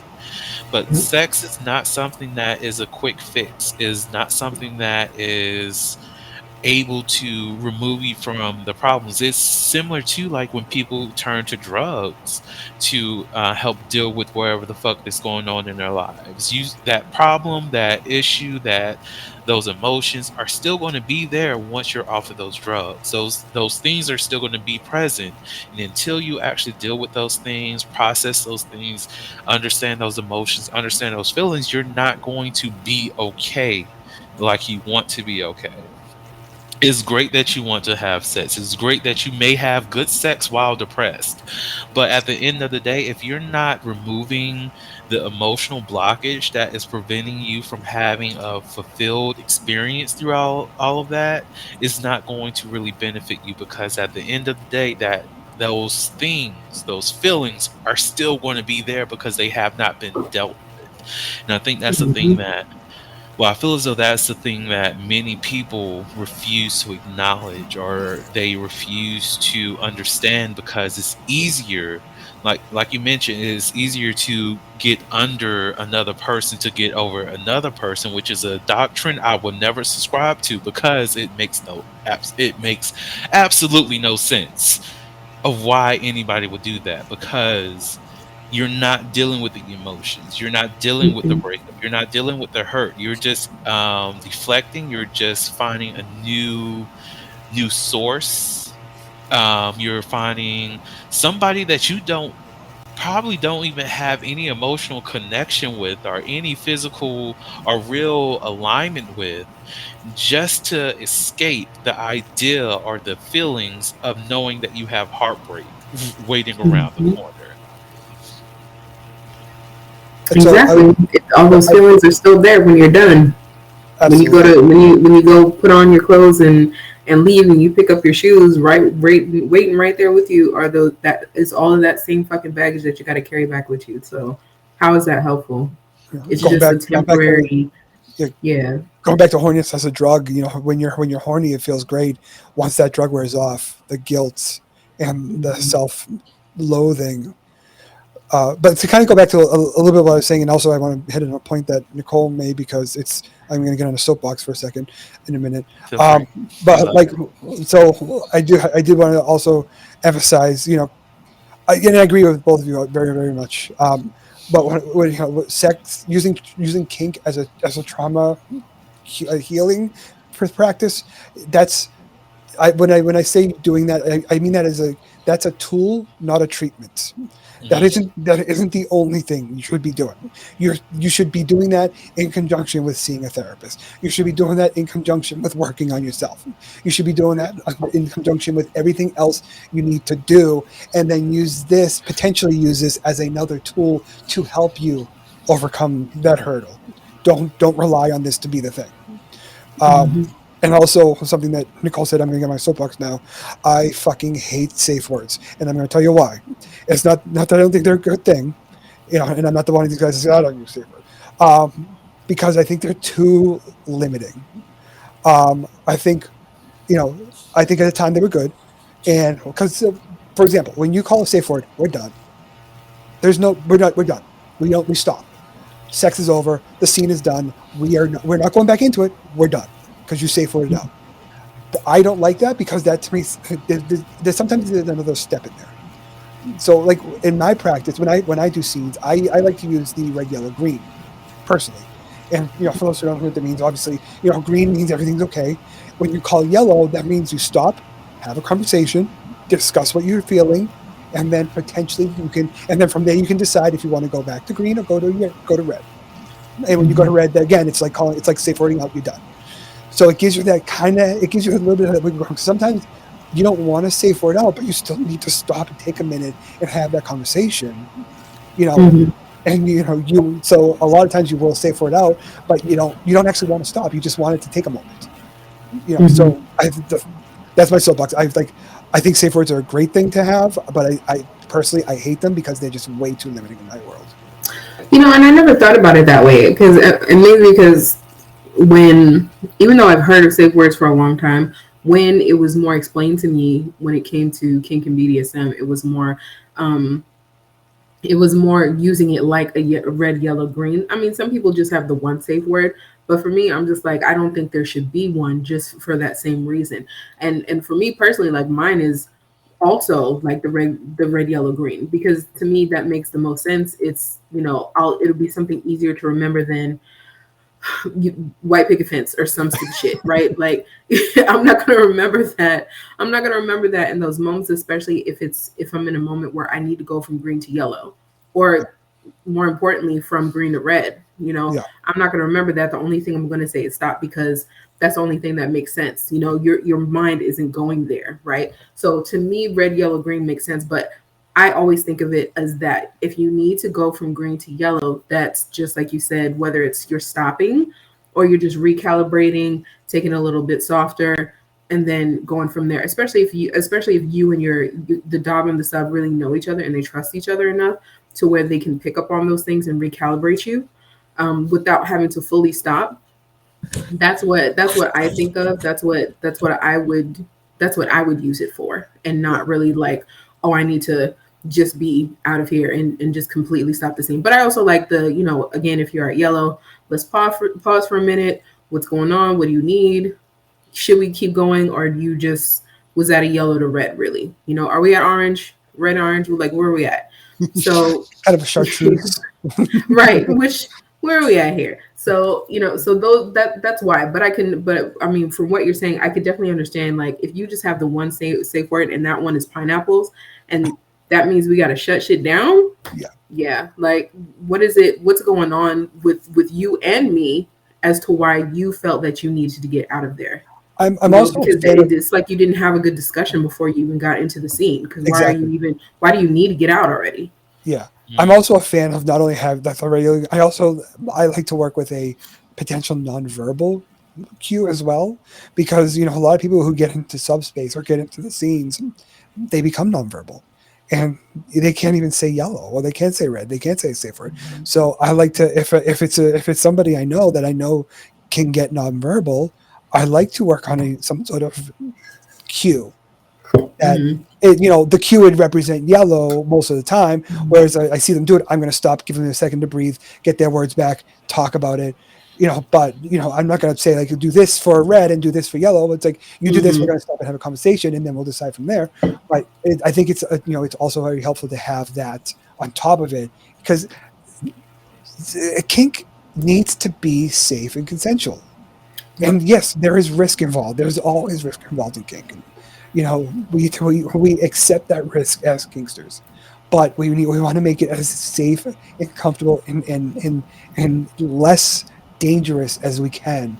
And if that means we have 5 safe words, we do the red yellow, we have 13 hand signals, and we learn American Sign Language just so we could talk, then so be it. And that's the truth. That's one thing that I like. So, I mean, I don't know if the audience has picked up on it, but,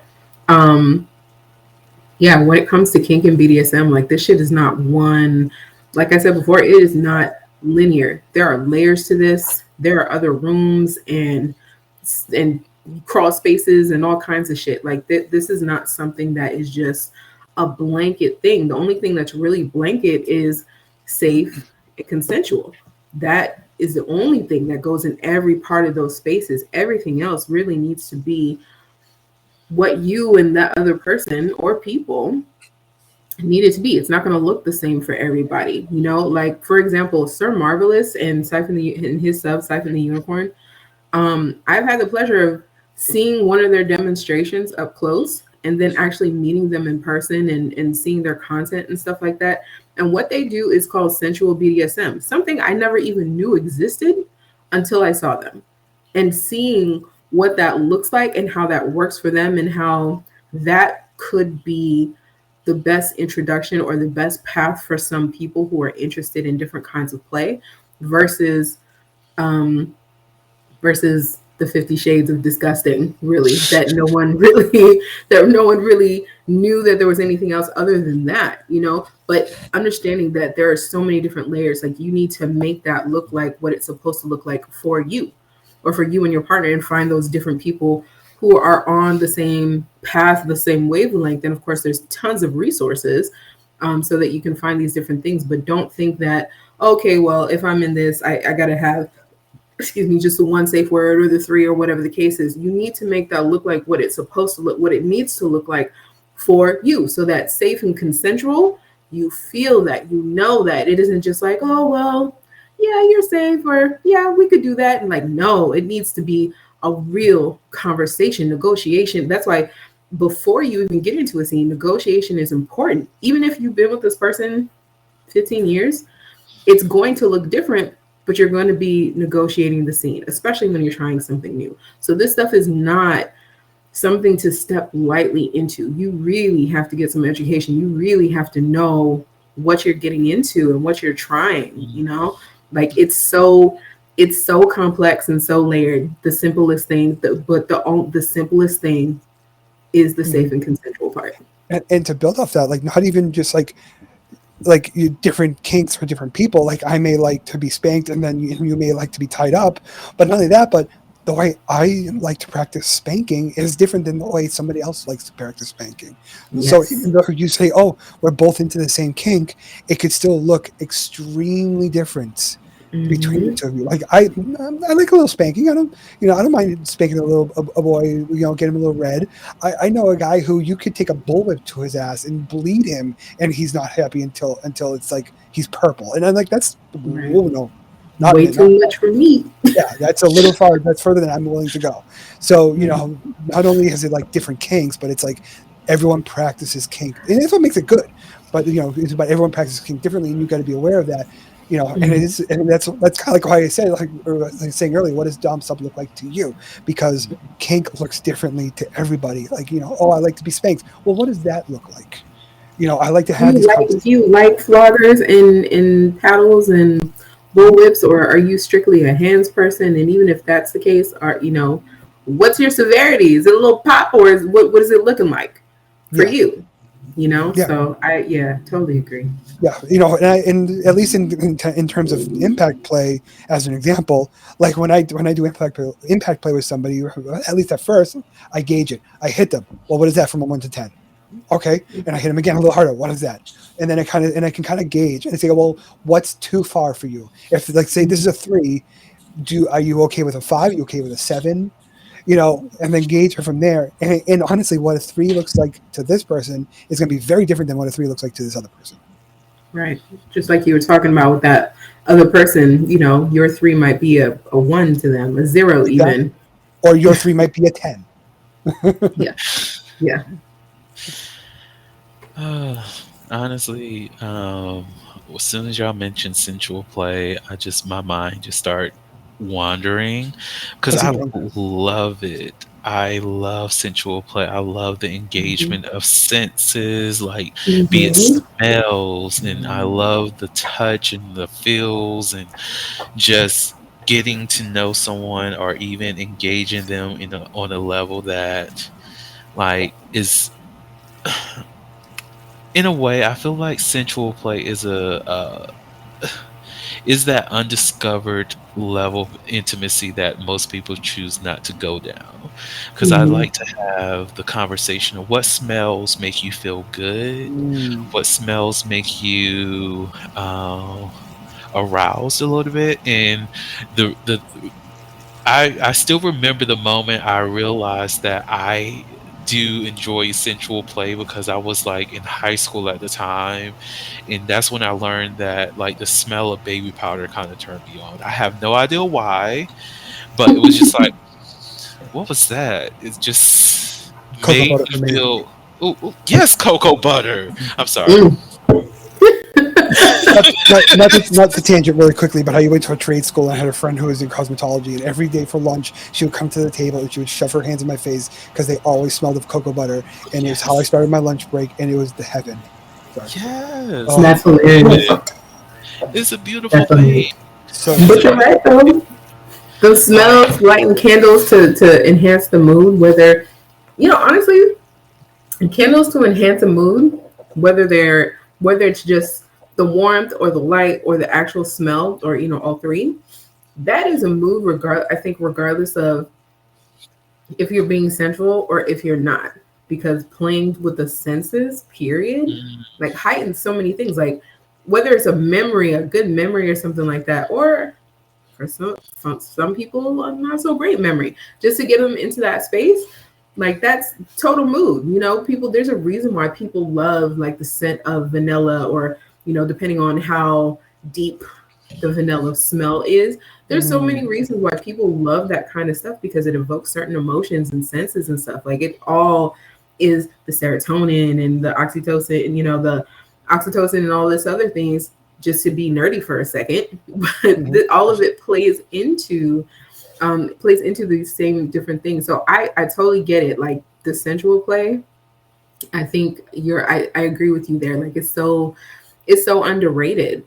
We just get in there and just to have, well, a lot of people get in there just to have sex and get that nut, hopefully, and be done, and not really understand that the foreplay before you even get there to when they're caressing you and touching you and kissing and all this other kind of stuff makes your experience that much better when you finally get to them, or you finally get to that point. But it's just so underrated and downplayed, unfortunately. We need to bring that back for sure. I don't understand people who want to have sexual encounters that aren't into cuddling or kissing. Mhm. because for me that's part of the sensuality of it, and the sense I'm a like not only sensual but I'm a sensation player, and I love sensation. I love feeling like I'm tactile. So when I'm with somebody, I'm in a scene, I don't care how aggressive the scene is, I'm touching, I'm rubbing, I'm putting my body against theirs, I'm kissing their neck, kissing their lips, I'm feeling them, and I'm feeling the moment. And like not only that, but even like it gets me going every time. Like when I love to do it too. It's like when someone gets really close to your ear and whispers really softly, and or just this a light right in your ear. Oh God, it just sends shivers down my spine.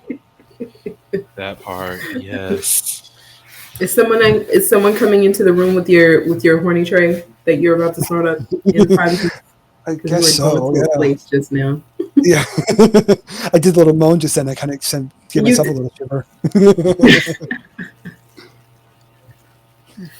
Oh God. Okay. So, oh God, I am really thinking about um and I think was it you, Nicole, I was talking about the person that I was talking to back in the day. Well, still kind of, ongoing, whatever that situation is, in terms of like oh, I might as well say it. Like one of the things that I really wanted to do with that person was to have them experience multiple, like at least 5 orgasms before any kind of penetrative sex happens. And a lot of that is related to sensual play, because it's like I do want to have the sapiosexual experience. I do want to engage in the sensual touching aspect of things. Like one of the things like that I plan on doing in an upcoming workshop is help people recognize that,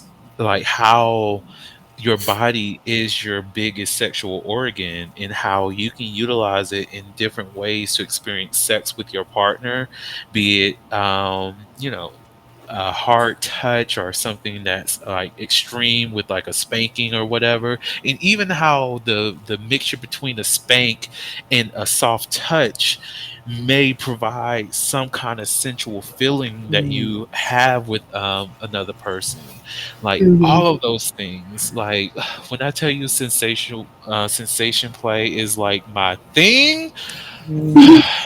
like It's good. metal. It's It's good stuff. so, So it like feels get them nerve endings firing and just touch them all. See if you can get how many ever thousand them shits is.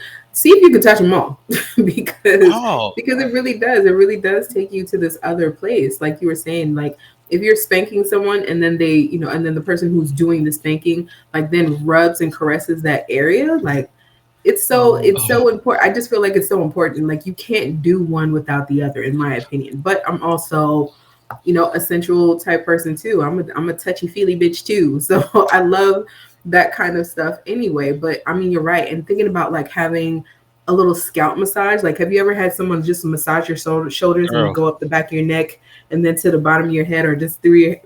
That's it's my favorite. Yeah, it's one of my favorite things. Or personally, Getting your give hair you a little bit of washed, my Lord. business for a second.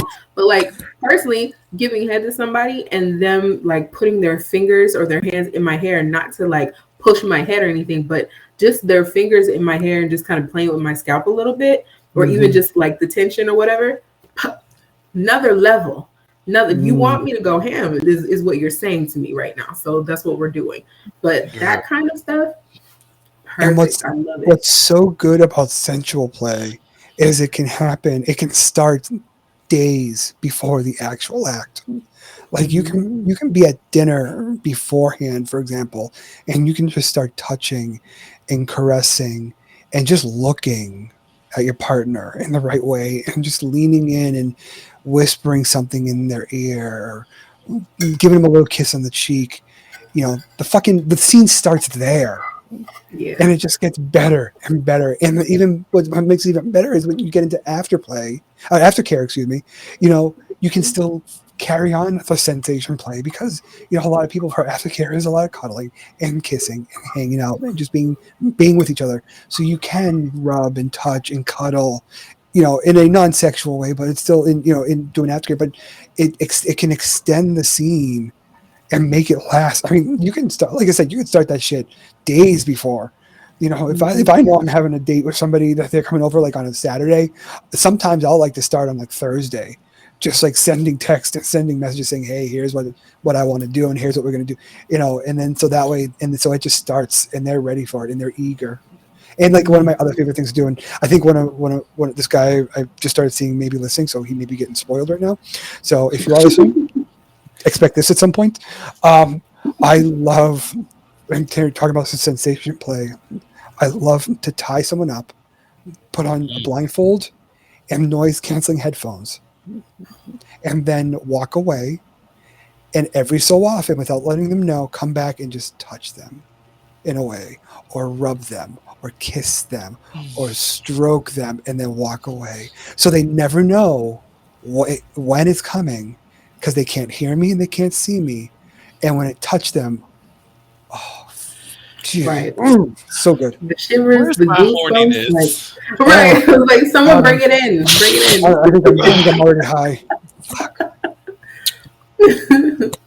Just had to snort that a little bit. Yeah, Because just take that that's one. that shit.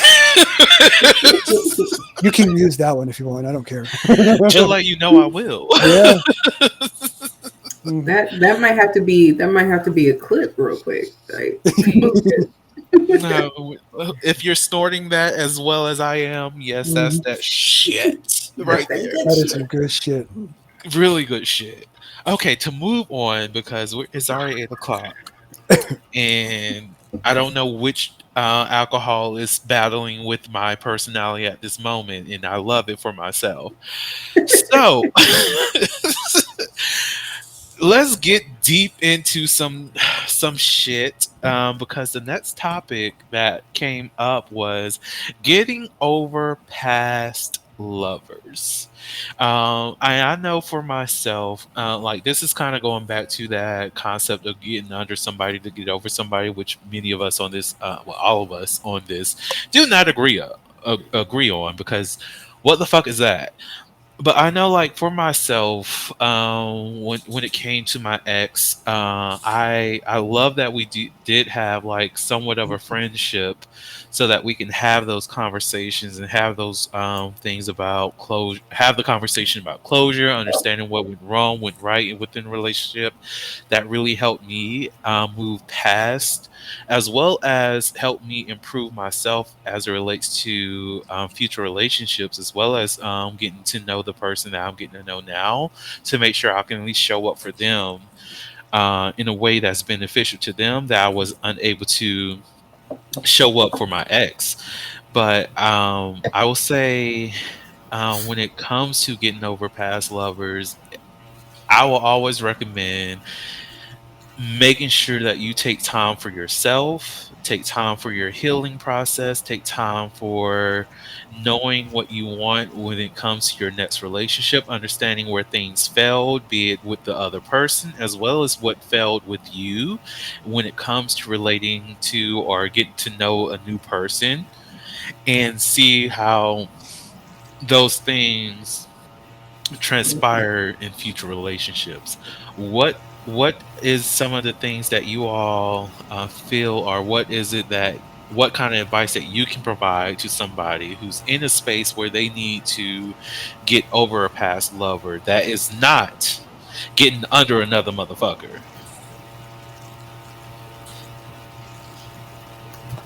I don't know. I think you touched on some really good things, right? Which was, if it's not a terrible breakup and you're able to go back and have conversation with them. I mean, you don't have to be friends, or at least friends for a long time, but be able to be in a space where you can have those conversations and be like, now that we're not together anymore officially, what is it?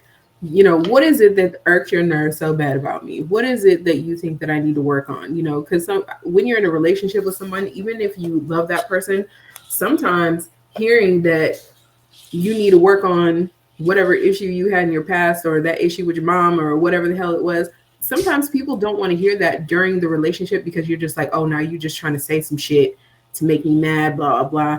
and they don't take it very well. But when you're in a different space of, like, hey, remember that time where this happened and I said this to you and you got mad pissed off about it? I wasn't trying to be funny. I'm saying I feel like this is something that you should do because this is how it affected our relationship, or this is how it affected me, or every time I said this or I did that, you got triggered and you started doing this behavior. And I don't think that that's healthy. So being able to have some conversations, if you can, I think would be easy. But also, going back to something Wes said earlier, was taking some time to yourself to really get to know yourself and learn what's going on with you, speaking to a counselor, speaking to a therapist, doing some journaling or whatever, so you can be like, yeah, they kept saying this and and I know I got this wrong, so that you can write that out in the moment, but also take some time and go back to that and really reflect and be like, damn, was it me for real? Or was it just this? Or, you know what? I know I need a partner that isn't going to straight out gaslight me, but is not going to try to just say some shit just to make me pissed off for no reason. So like getting, redefining what your wants and needs look like for a partner, but also understanding what kind of person you are as far as like knowing what you will tolerate, what you won't, what you will compromise on, if you're a compromising person at all, and all kinds of things like that. That should be some time to get through that. Now, if it was a relationship where you were really hurt and there was like infidelity going on, and that's something that's really big for you, and you're just like, it came out of nowhere and I don't know what to do, then I definitely think you should seek counseling, because once again, you don't want to project your hurt, your pain that you had in this previous relationship with someone who is unsuspecting and really is not trying to do you any kind of harm, but you keep on putting that person into the same category. You sitting here waiting for the other shoe to drop, or waiting for them to be this asshole, this fuck boy, fuck girl, whatever. And that's not even what they're here for. You're just still in this mindset. So if you don't heal yourself from these past relationships or things that trigger you, which I hate to keep on using that word, but things that, turn out to be like a red flag, or as soon as you see something, you're always reacting to it, then you need to identify what those are and really see what the underlying reason is for that. Everybody isn't out for you. Everybody doesn't always do the same thing. But why is it that you think that? So those are my tips. So I'm going to kind of go against the grain here. Again, and I think both of you had made very valid points. Shake some tables. We love it. I'm gonna shake some spider webs loose here. I think if it's a relationship that you need to that you feel you need to get over, then you should have had these conversations many times already. I think if it's a relationship if it's someone that you were in a relationship with that you feel that you need to get past, that they have affected you so emotionally that you need to work on getting past them, then you should have had these conversations with them in the past about what they do and don't like about you, what you do and don't like, what's good and what rubs them the wrong way, because relationships are about communication. 90% of a relationship is about communication. And if you're not having those conversations, you're not communicating. So yes, I think for the most part, for the regular, we dated for a month or whatever, and maybe I want to find out what it was that they didn't like, fine. But for me, when you say getting past lovers, I'm thinking this is somebody that I fell for. This is somebody that I spent some meaningful time with, that really got to know me, that I got to know myself. And if I had to wait till after we were broken up to hear that, then we were doomed from the beginning. So I'm going to ask a question that some people are probably going to ask, Sure. whether it's in the comments or just out loud to themselves. So what do you do in the situations where, plenty of people in relationships, they did not communicate? Yeah, and I'm not saying that. Yeah, I'm not saying it's the perfect. Everyone does it. I'm just saying that's my opinion. But I think for those who don't communicate, that should be a learning experience for you. If you're in a relationship and you're not telling your lover how you feel, I understand. Nobody wants to hear negative. Nobody wants to hear negative about themselves. People get defensive. I don't want my partner, or my husband, or my boyfriends, or my partners coming to me and say, "Hey, this is what I don't like about you." I don't want to hear that. It makes me uncomfortable to have those conversations. But if it's going to be something that affects our relationship, it's something I need to hear. And if I'm not comfortable doing that for my partner and they're not comfortable doing that for me, then that's something I need to reevaluate as well. And if it's something that I feel my partner is not comfortable with doing, that's something that I need to help them work through. Like, and I'll tell you, like, for myself, and it's something that I had to deal with. Like, when I first started dating my husband, I'm very anti argument. I get very anxious when it comes to arguments. My brain says, if I fight with you, you're going to walk away from me. We're never going to talk again. So in my world, when we used to fight at the beginning of our relationship, when we would argue, I was shut down, like shut down. That was my response to it. And that was not healthy. And it took him years to push me out of that. And eventually I got out of it. And I realized that if I'm not comfortable telling him these things, then that's a problem. And, I need to know if this is somebody that I need to get over, or is it somebody that, like, maybe we were in a good relationship that turned sour and we're no longer together, that I should already know what that person feels about me, how they feel about me. So if I did go to the comments, go to them and say, hey, tell me this, it shouldn't be any of a surprise to me. But again, like I said, that's ideal, and not everyone does that, and it happens. If that's a situation where you're in a lasting relationship, and then after the relationship's over, you find out all this shit, then you should not only look at your partner, but you should look deep at yourself and say, why were we not talking about this ahead of time? Yeah.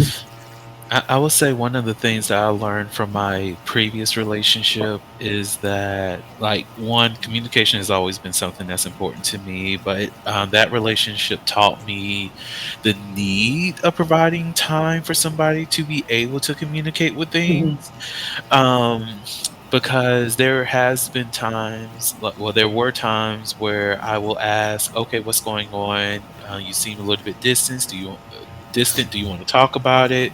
And then he'll say, like, oh, everything's good, blah blah blah blah. And then a few months later, when he brings up the things that were bothering him, I'm just like, okay, you could have brought this up when I asked.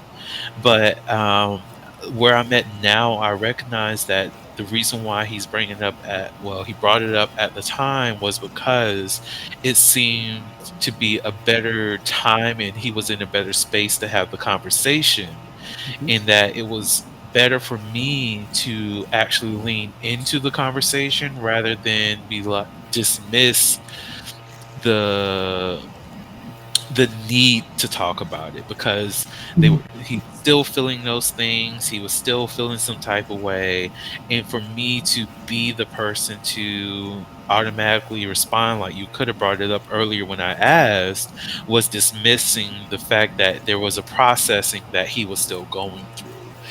And, like, I will say that is even something that helps you with getting over, like, that past lover, because of the lessons that you learn from those encounters, the lessons that you gain from that. When you sit down and reflect on what was right, what was wrong, and even give the other person the full right to tell you exactly their perspective of the relationship without any pushback, without any kind of I need to justify or defend myself, Which is really also hard. helps. It's really hard, but Yeah. it also helps because Yeah.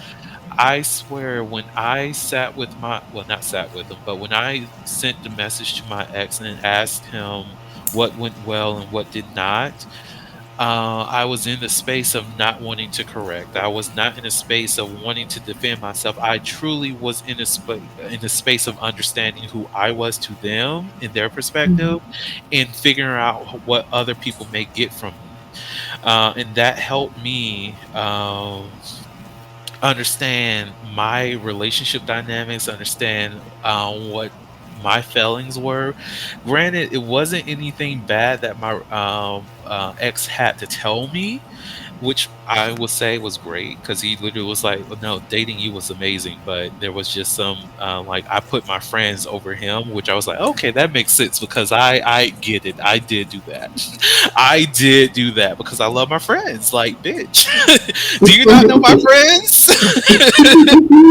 But at the same time, it made me recognize, okay, when I'm in these spaces, when I'm in a relationship, I have to be mindful that if I'm treating my friends some type of like have them on like a pedestal, that my partner may feel insignificant in our relationship, and that's something that I have to improve on to make sure that they feel just as important, if not more, to my friendships, because these relationships that I've cultivated for myself over the years, they are truly important, but I also have to make sure that the person I'm engaging with also recognize and understands that they are just as important, that I want to engage in that.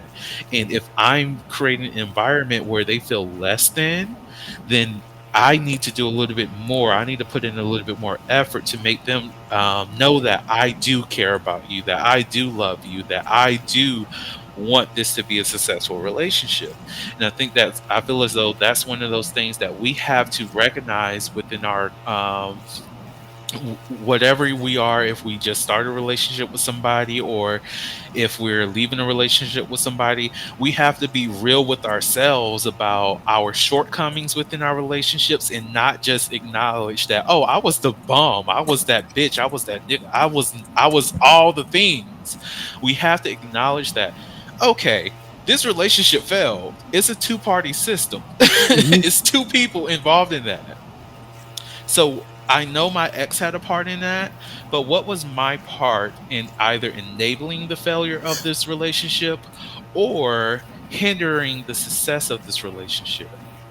So where is that?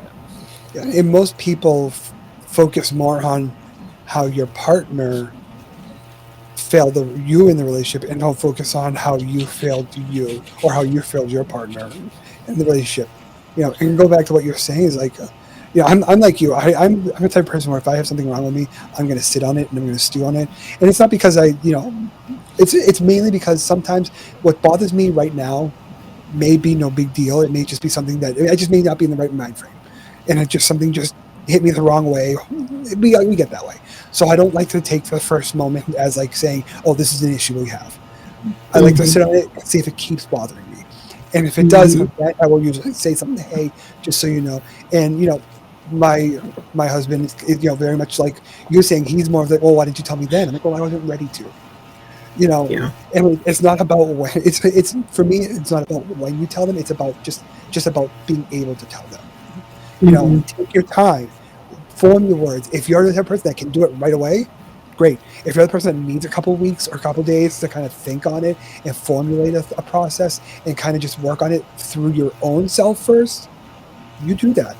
But it's when they don't say, it's for me, it's when they don't say anything. Like, when your ex told you, like, well, you put your friend ahead of you already knew that. I'm sure that may or may not have been a conversation that you two had at one point. But if not, that's something he probably should have said to you at some point, saying, hey, just so you know, this is how I feel. So so when he brings it up, you could like, yeah, you did mention that, and then you can work on that. If he didn't say that to you, then he wasn't comfortable enough for some reason to tell you that. Whether it's because of you or because of him, who knows? But he wasn't in the right place to tell you what he needed to tell you, and he sat on it, and that's and that helped do it. So when you're reflecting, you can't reflect if you don't know the whole truth. And not everyone has the luxury of having an ex that they can go, hey, tell me why you think we failed. Tell me how you think that we happened. Sometimes you only have yourself to reflect on, and if you don't have the conversations, you don't know you fucked up. If you're not told, if I don't get the F on my math quiz, I don't know I failed math. Right. Right.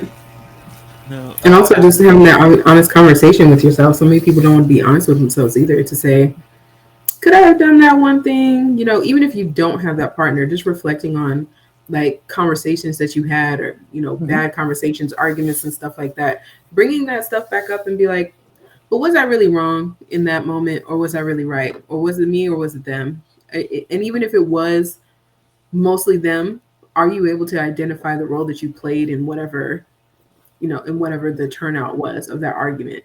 And that can help lead you to the other, like, okay, what role did I play in the demise of our relationship? Doesn't necessarily mean that it's all your fault and you need to go and apologize to that person or anything like that. But, just that self-reflection to be accountable so that you don't bring in those same things into your next relationship.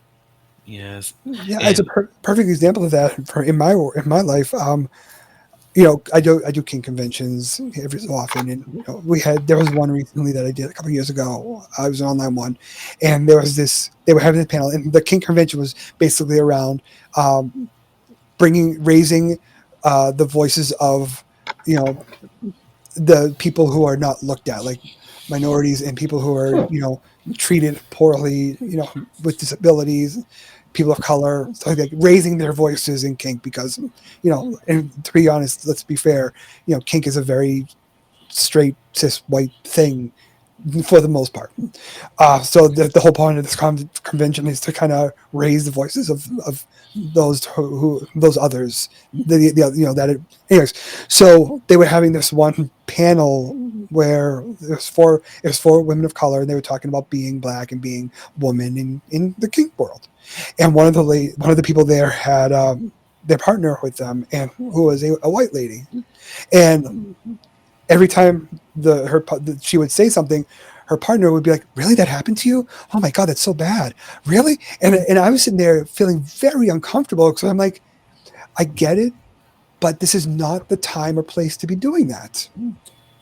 You know, so I messaged the, you know, and this is a convention that I was an admin for, so I was kind of, you know, one of the staff. So I messaged the organizer. I said, "Hey, I love her. She's a great person, but this is kind of not the time and place for this. You know, can we at least tell her, like, you know, just be aware of her, what's happening." So he messaged her. She gets up and leaves. I don't know what he said to her, but she ended up getting up and leave. Come to find out, the next year we had the convention, her partner was like, "Yeah, can we say that I need her here, because she's like my service animal, and whoever said whatever last time, she's going to be here, and that's just how it is." And I was like, I felt bad, because I'm like, here I am trying to be a good person, trying to be an ally, you know, or trying to ally as much as I can, and I hurt my friend. Right. So I pulled her aside later. I was like, "Look, that was me. This is why I did it, and I'm sorry," you know. And I was talking to my husband, and he's like, "You know, you really didn't do anything wrong." You know, I'm like, "Yeah, I didn't, but I still hurt a friend." Mm-hmm. So whether or not my actions were honest and true, I did something to hurt somebody, and I need to reevaluate what I had done in that situation, or how I could have potentially done it better. Mm-hmm. And I see why you did it too, because you have, being a person of color and a woman, of course, you have people who are trying to be allies, and and they don't know of these different experiences, or they've heard about it, but to have someone that they know personally going through that, and and typically it's like, "Man, you're such a great person, and you're so this and you're so that. I can't believe something like that happened to you," or whatever the case is. But I mean, I agree with you, like knowing time and place, especially if like this is your partner. First of all, if you don't know this shit about your partner, I feel like there's more to go on, right? Like y'all really haven't handled real ass conversations, especially when you're a person of color, and you're with someone who is not. Having some of those conversations, I think, is really important, because most people don't know where you're coming from or what has happened to you, or you as a person of color, because we are so good at not realizing our traumas. If you don't know that it was a traumatic thing, and you tell somebody else and they're just like, "I'm so sorry that happened to you," and of course we're like, "Oh, well, I mean, it happens," they're like, "No, that is trauma." And if you have someone who's aware, they can tell you how your trauma has been, how it's been playing out in your life and your relationships based on other stories. But so for me, I agree with your husband. Like, I don't think that you did anything wrong. I think that's something that, while you might be shocked in something like that, no time and place, you guys can have that. You can save that for a conversation later, so that you can still be present, especially if you're going to be this person's designated emotional support animal or emotional support human. Yeah. I need you to be, to me, being supportive means like being here to hold my hand, being here, just being here. I don't necessarily need your commentary, but let's talk about it later since you're curious about it. So that's for me. And I feel like a lot of other people would say the same thing. However, whatever the dynamics of that person's relationship is, clearly is something completely different. So, Because I'm with you. Oh, yeah. I would have been like, if you could just do me a favor and shut the fuck up and let her talk straight. Me in the audience, literally.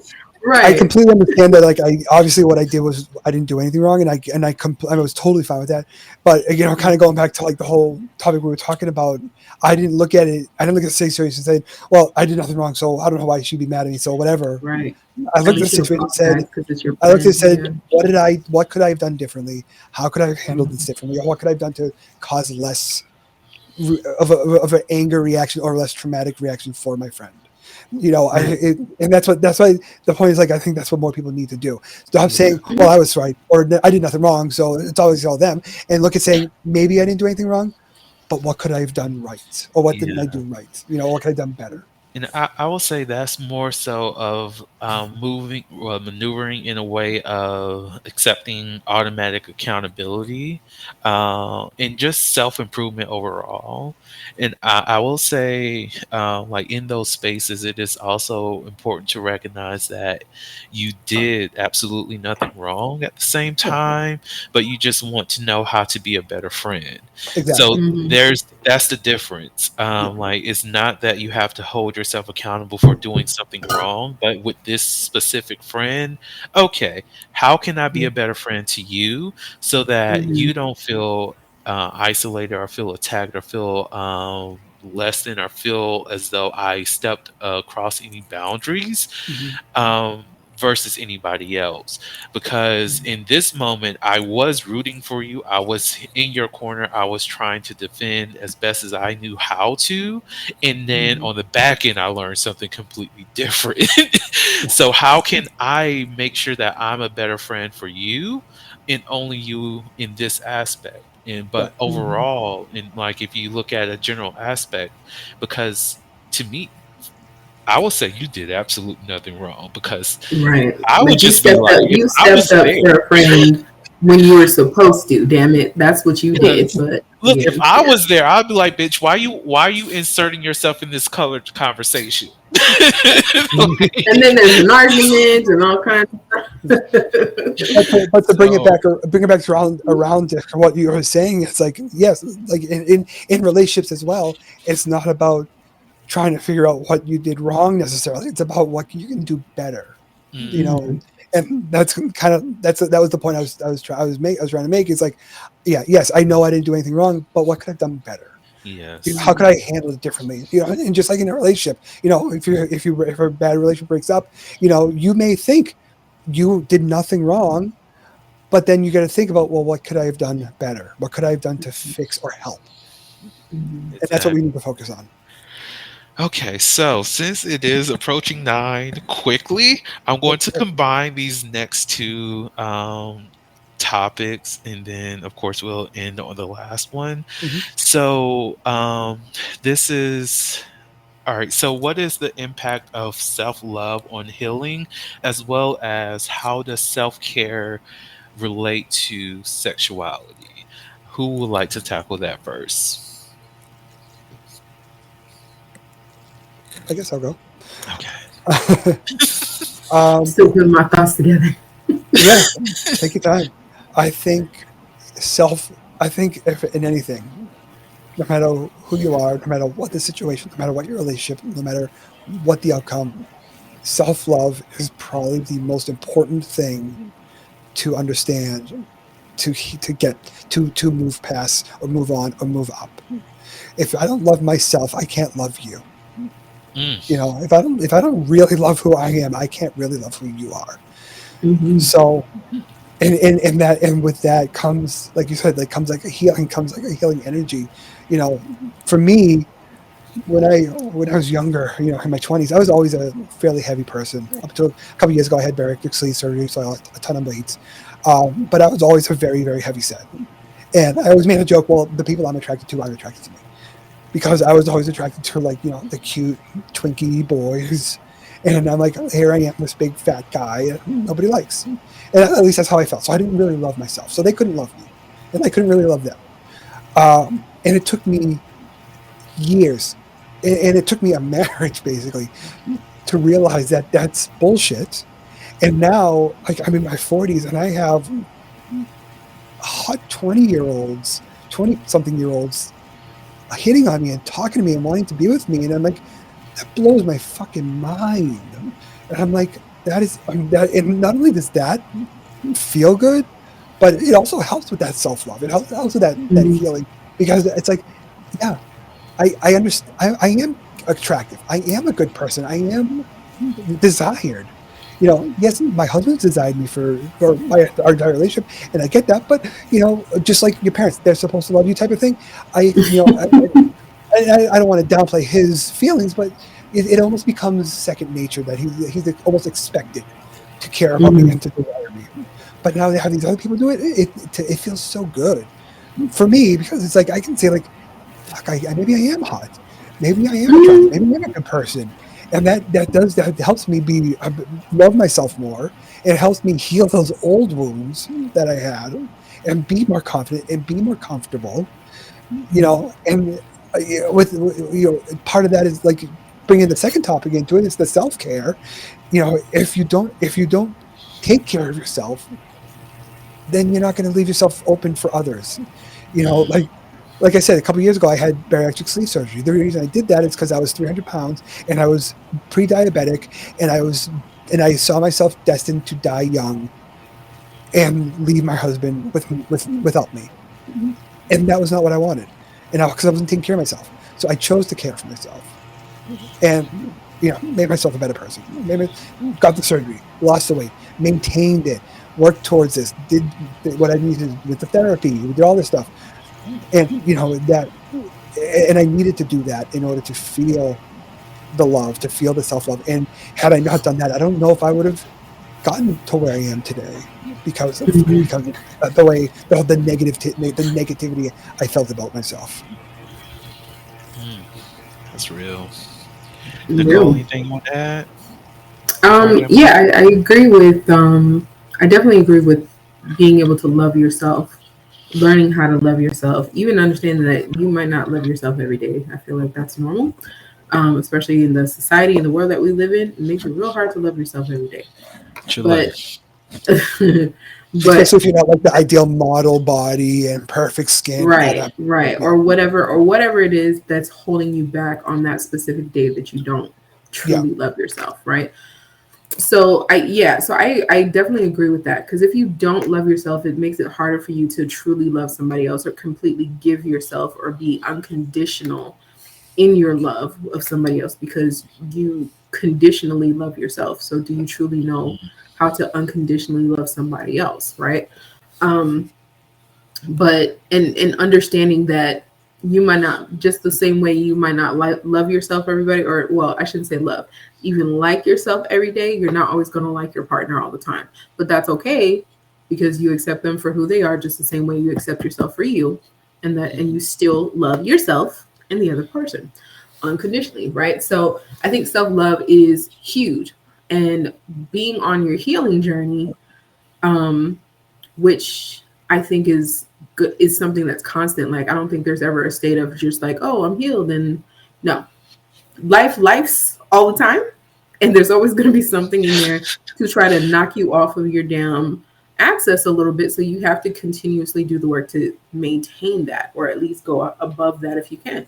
So for sure, I do think that self-love is huge when it comes to that journey. Same thing with self-care. If you don't take the time to take care of yourself, with whichever way that looks like for you, just like you said, bariatric surgery, just so that you felt like, I'm not going to die in 2 years, or, you know what, I work way too hard and I'm constantly being stressed out, and I need a way to release all of that stress and anxiety or whatever that's built up in my body, because I feel like I literally feel terrible. So getting a massage or working out, boxing, whatever it is, to release all those things, like, those are things that those are things that are part of your self-care. It isn't just going to get a massage and going to a spa day and stuff. All that is great. You should definitely do all of that shit, especially if you love it.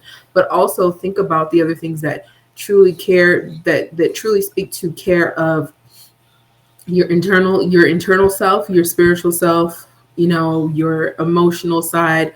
All of these things are part of your self-care. You should be doing something that reaches each one, it checks off each one of those boxes mentally, your education, all of that. Like all of these things are a part of your self-care. If you don't feel good, then how is it going? Then it's going to show typically in your sexual self when you're trying to be sexy, when you're trying to say that this is who I am, or people, especially people who are like bi-curious or not fully coming to terms with these different aspects of themselves and understanding it. You're going to constantly, I feel like you're going to constantly hide that or diminish that part of yourself because there's some kind of shame there, or you just don't love that part about you. I think I'd be amazing if I didn't like this.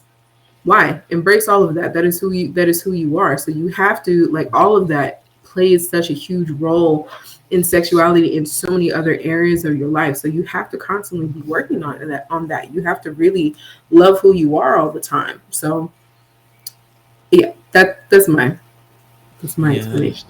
And what's great is self-care could be nothing more than a bubble bath. Yep. Yes. True. What I will add to the conversation as it relates to just understanding self-love and how it does contribute to your healing, it helps you recognize the things that you hate about yourself, as well as helps you understand the things that you appreciate. And it also provides a framework for you to reframe those things that you hate to the things that you love. Because I even know, like, being at in the society that we live in, where you have to hate yourself because of being overweight, or have to hate yourself for being too feminine, or even hate yourself for being too old, and all these other things, you have to focus on what is it that I love about myself? What is it that I care about that makes me keep going forward? What is it that makes me feel fulfilled? What makes me feel whole? Because we're not given that advice outside of ourselves. Like, yeah, you can go to counseling, yeah, you can do all these other things, but not everybody has access to those things to help you find and discover what those things are for yourself. So many people have to discover it for themselves. Like, I love my tits, I love my ass, I love my pussy, I love my dick, I love my asshole, I love my cheeks, I love my feet, I love all these things. Sometimes self-love in healing looks like you looking at a mirror and looking at every single thing that every single person that you engaged with throughout your life that told you that these are things that you have to hate about yourself, and telling yourself, rather than hate it, I want to love it. I want to feel fulfilled in every single aspect of who I am whenever I walk outside. And what are those individual things? Like, I even remember listening to a podcast recently where they were talking about feet and how certain individuals were not comfortable with sharing their feet with other people. There's a moment where you have to recognize, this is something that I hate about myself. How can I shift the conversation or shift the view that this thing that I once saw as ugly, I see as a part of me, and I appreciate that as being a part of me, and every single inch of my body is something that is beautiful. That every single inch of what I used to hate is something that I probably should love. And even in that aspect of loving these things that you see as flaws, you can even recognize, this is something that I want to change for myself, rather than something that I want to change for others. Because I feel discomfort when I hear of stories of people who get plastic surgery because they want to fit a certain norm, or they want to fit a certain image because other people will find them beautiful, rather than they found themselves beautiful by making that change. And it hurts me because I'm like, you were beautiful before. I get that you didn't see it, but after you made that change, do you see the beauty that's there now? Or do you just see, what else can I change on my body to be a little bit more acceptable? And that's the thing that makes a huge difference in where self-love comes in versus um, just doing things, or doing things for other people's appreciation. And Attention, adoration, false sense of like, yeah. I think of Lil Kim. So when you were talking about that, like Lil Kim, I think many, if not all of us, are like, she was so beautiful, so naturally beautiful, so gorgeous, and we loved her. And of course, when you in the industry, there's nothing like having a little nip tuck is nothing new. People do it, but she went so far. I remember when we didn't see her, at least I didn't see her. In media for a long time, and then all of a sudden she popped back up, and I was like, "Who the fuck is that? Like, that's not Kim Jones." I don't know this no, movie. sir, that's not Kim Jones. Like, why did she have to do all of that? But I remember, when she first came on the scene and how she, different interviews and stuff like that, like how she would talk about herself and how she was just like, "Oh, I'm ugly, I'm this, I'm that," and everybody's just like, "Kim, you are fucking fine. Are you serious? Like, you have any idea? You have any idea? Like, the men who are lined up to just get a taste of you is not just because of who you are and because you're famous. It's because you're fine for real." So, yeah. So things like that. I'm with you. It makes me sad, because again, like, I can understand enhancing something so that you feel even better about yourself. I mean, because there's always something that we couldn't help with. We were born with that shit. But to say that you're doing this because you're trying to fit whatever norm, whatever stereotype, whatever false sense of belonging or attractiveness, that's the part where I have a problem, because I'm just like, so when you're 82 and you got the silicone and the rest of you is sagging, gravity is taking hold, and you got titties that are still up to the sky, how are you going to explain that? What are we doing? Are you taking them out? Because if you are, that's a different story. But those are all things that I thought about. I'm like, you're doing this now you're doing it now for now. What is the long-term effect of that? And how beautiful, how much more after this do you feel like is going to be like, well, I did this and I think I want to do this too. And I'm not shaming anyone who does plastic surgery, because it's there for the cosmetic, but it's also there for so many other reasons. But I think it's just important to understand, like, understanding the reason why you're doing it. Are you truly going to be loving you after you are done doing it? Or are you really doing it for somebody else? Yeah, I have a friend that got a boob job many, many years ago. She didn't have terrible boobs. She admitted she liked her boobs. She just wanted bigger tits. And she didn't do it for anybody. She didn't do it for any look. She wanted to do it for her. And after that, she got her tits done, and she loved them.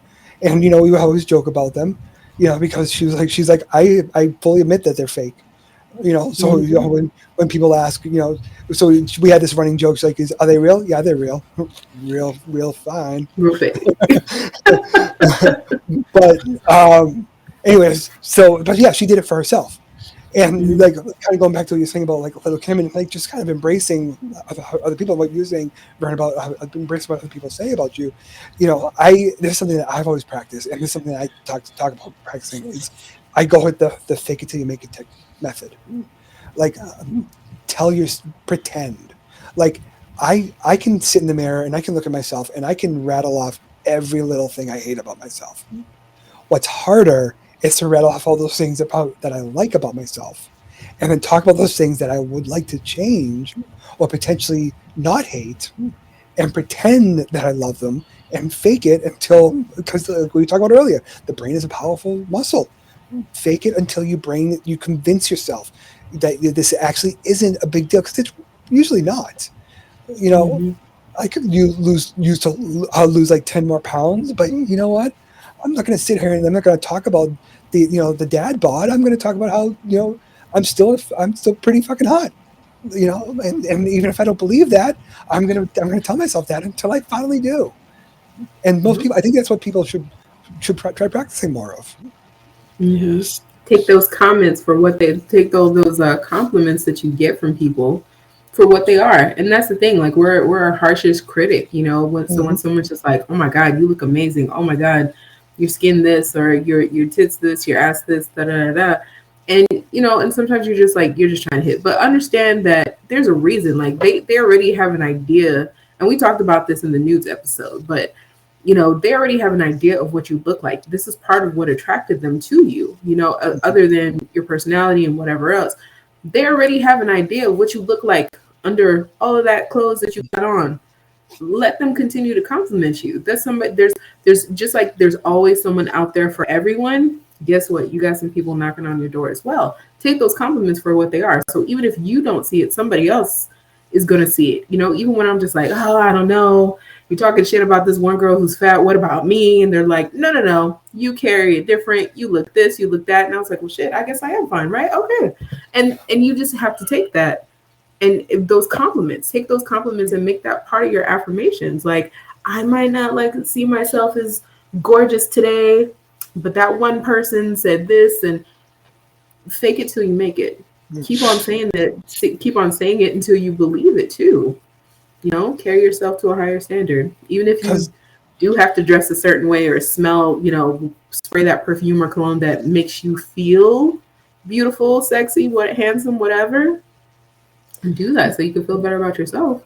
Because let's be real. Everybody on this panel, everybody listening live, everyone who's going to listen to this recording later, if any one of you can honestly tell me you can take a compliment and you're comfortable having someone genuinely compliment you, does not make you uncomfortable, let me know how, because I have not figured that. I'm in my 40s and I still squirm when someone gives me a genuine compliment, and I don't know anybody who doesn't. Mm-hmm. Even if it's not physical, mentally, you're just like, yeah, okay. Doesn't even idea about your body. If it's like, wow, you're really smart, you really did a great job. It's hard. Like I always say, I don't like taking compliments. They feel weird. They feel uncomfortable, and that's because we hate on ourselves so much. Yeah. So learn. That's it's easy to say learn to take a compliment, but it's back. Yeah, fake it till you make it. Pretend until you actually believe it. Mm-hmm. I agree. All right, so we're slowly approaching 9. So Just now we were quickly go. approaching 9, and we still had 29 minutes until, and now we're Right. slowly approaching. And we have 7. I don't know what's going on. We have 7. So, what I will do, rather than doing any last words, I would like a couple tips, a few tips, or whatever, however many number of tips that you have, for the audience out there who's listening, who will be listening once it's released. By the way, I decided I'm just going to release this after November, but the video will be available a lot sooner. And I will be taking the video down when November hits and bringing it to the Patreon because mine as well. But the audio will be releasing after November. But I will say, for any individuals out there, what tips do you have for them to be kind to themselves? That is $1 million question, isn't it? Right. I think for me, the biggest thing I can say is it's okay. No matter what you feel, no matter what you think, no matter what or who you like, it's okay. And if you just need to be able to accept that it's okay. There's nothing wrong with you. There never was anything wrong with you. There never will be anything wrong with you. Just because you have a different opinion from somebody else doesn't make you wrong. It just makes you unique. And that's okay. I like that. How about you, I like Nicole? that too.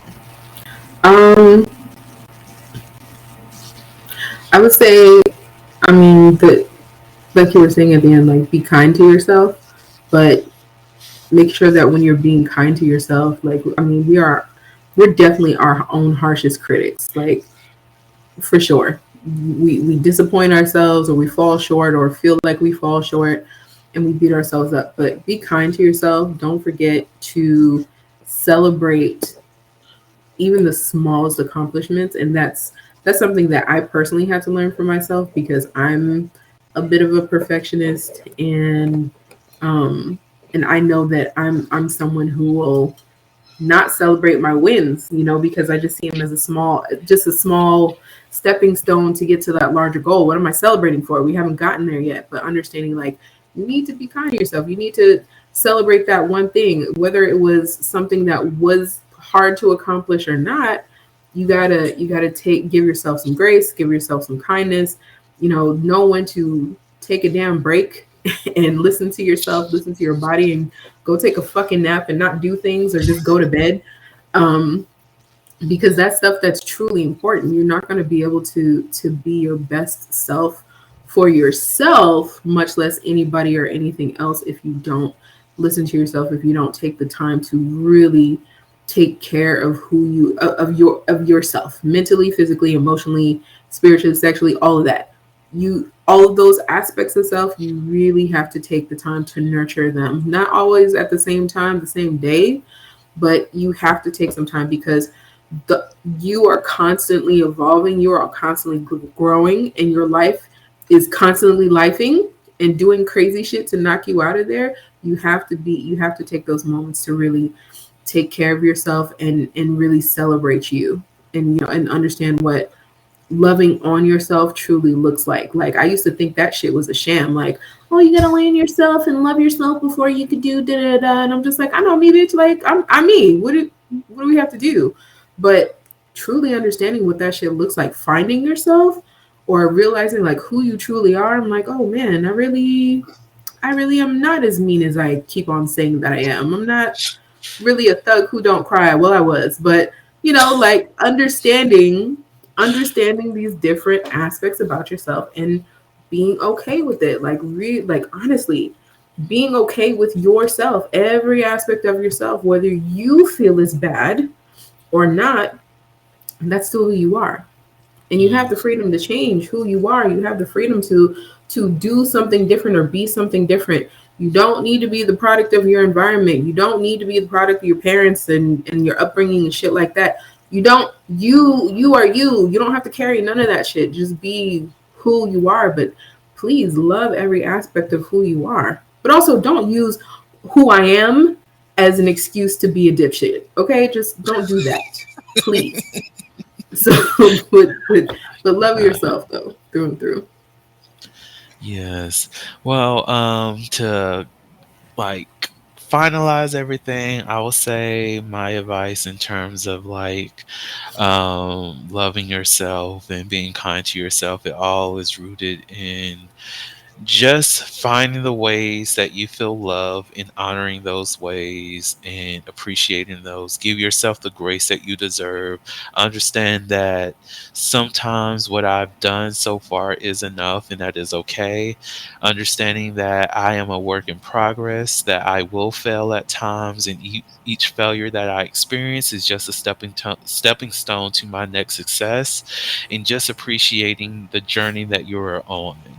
If you see a need to change something, feel free to do it. Again, like I said, there may be some failures in that progress to make that adjustment, but there may be some tremendous success in that as well. Be open to the failures, being open to the successes, being open to the new opportunities, being open to just a new way of loving yourself in a way that you haven't experienced so far. And that in essence is the best, well, not the best way, but just one of the many ways of you to be kind to yourself. Now, with that being said, I do want to thank you, Wes, as well as you, Nicole, for coming on to the podcast and blessing us all with your wonderful insight as we did this wonderful live event that actually lasted the entire 3 hours. I was not expecting that. Look It's at the that. tangents. The tangents helped us get through. Exactly. It's us too. Right. I agree. Me, you, Wes, we're your best hosts ever. No disrespect or no shade to anybody else. I'm just saying. Not to sidetrack, but I was just saying that I was talking to someone about doing this. I was like, and then this lady Nicole's gonna be there. She's my best friend. Haven't talked to her since the last interview, but she's still one of my best friends now. And I love her to death. That's so funny because after I think after our first taping, I was like, What's Wes's information? By the way, he never actually gave it to me. What's Wes's information? Did you send so that I to can me? call it, so I can talk? No, you didn't. I had to like find his email address after you sent the next invite, even though I didn't do anything. And I'm like, I would love to keep in touch with Wes here. This is my new friend also. Yeah. So, Well, but I love that you told people about me too, because I did Of too. course. You're I love amazing. it. What look can I at say? this. Look at Thank this. you This so is You're what both, you're both amazing. Let's be real.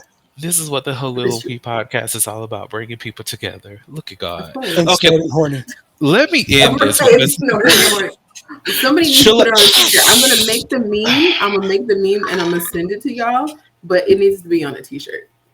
Yeah, I was gonna say I want I'm here that. for it. I'm here for it. All right, so let me go ahead and end the show. Thank you, Nicole and Wes, for coming on to the podcast. You both know I appreciate y'all so fucking much.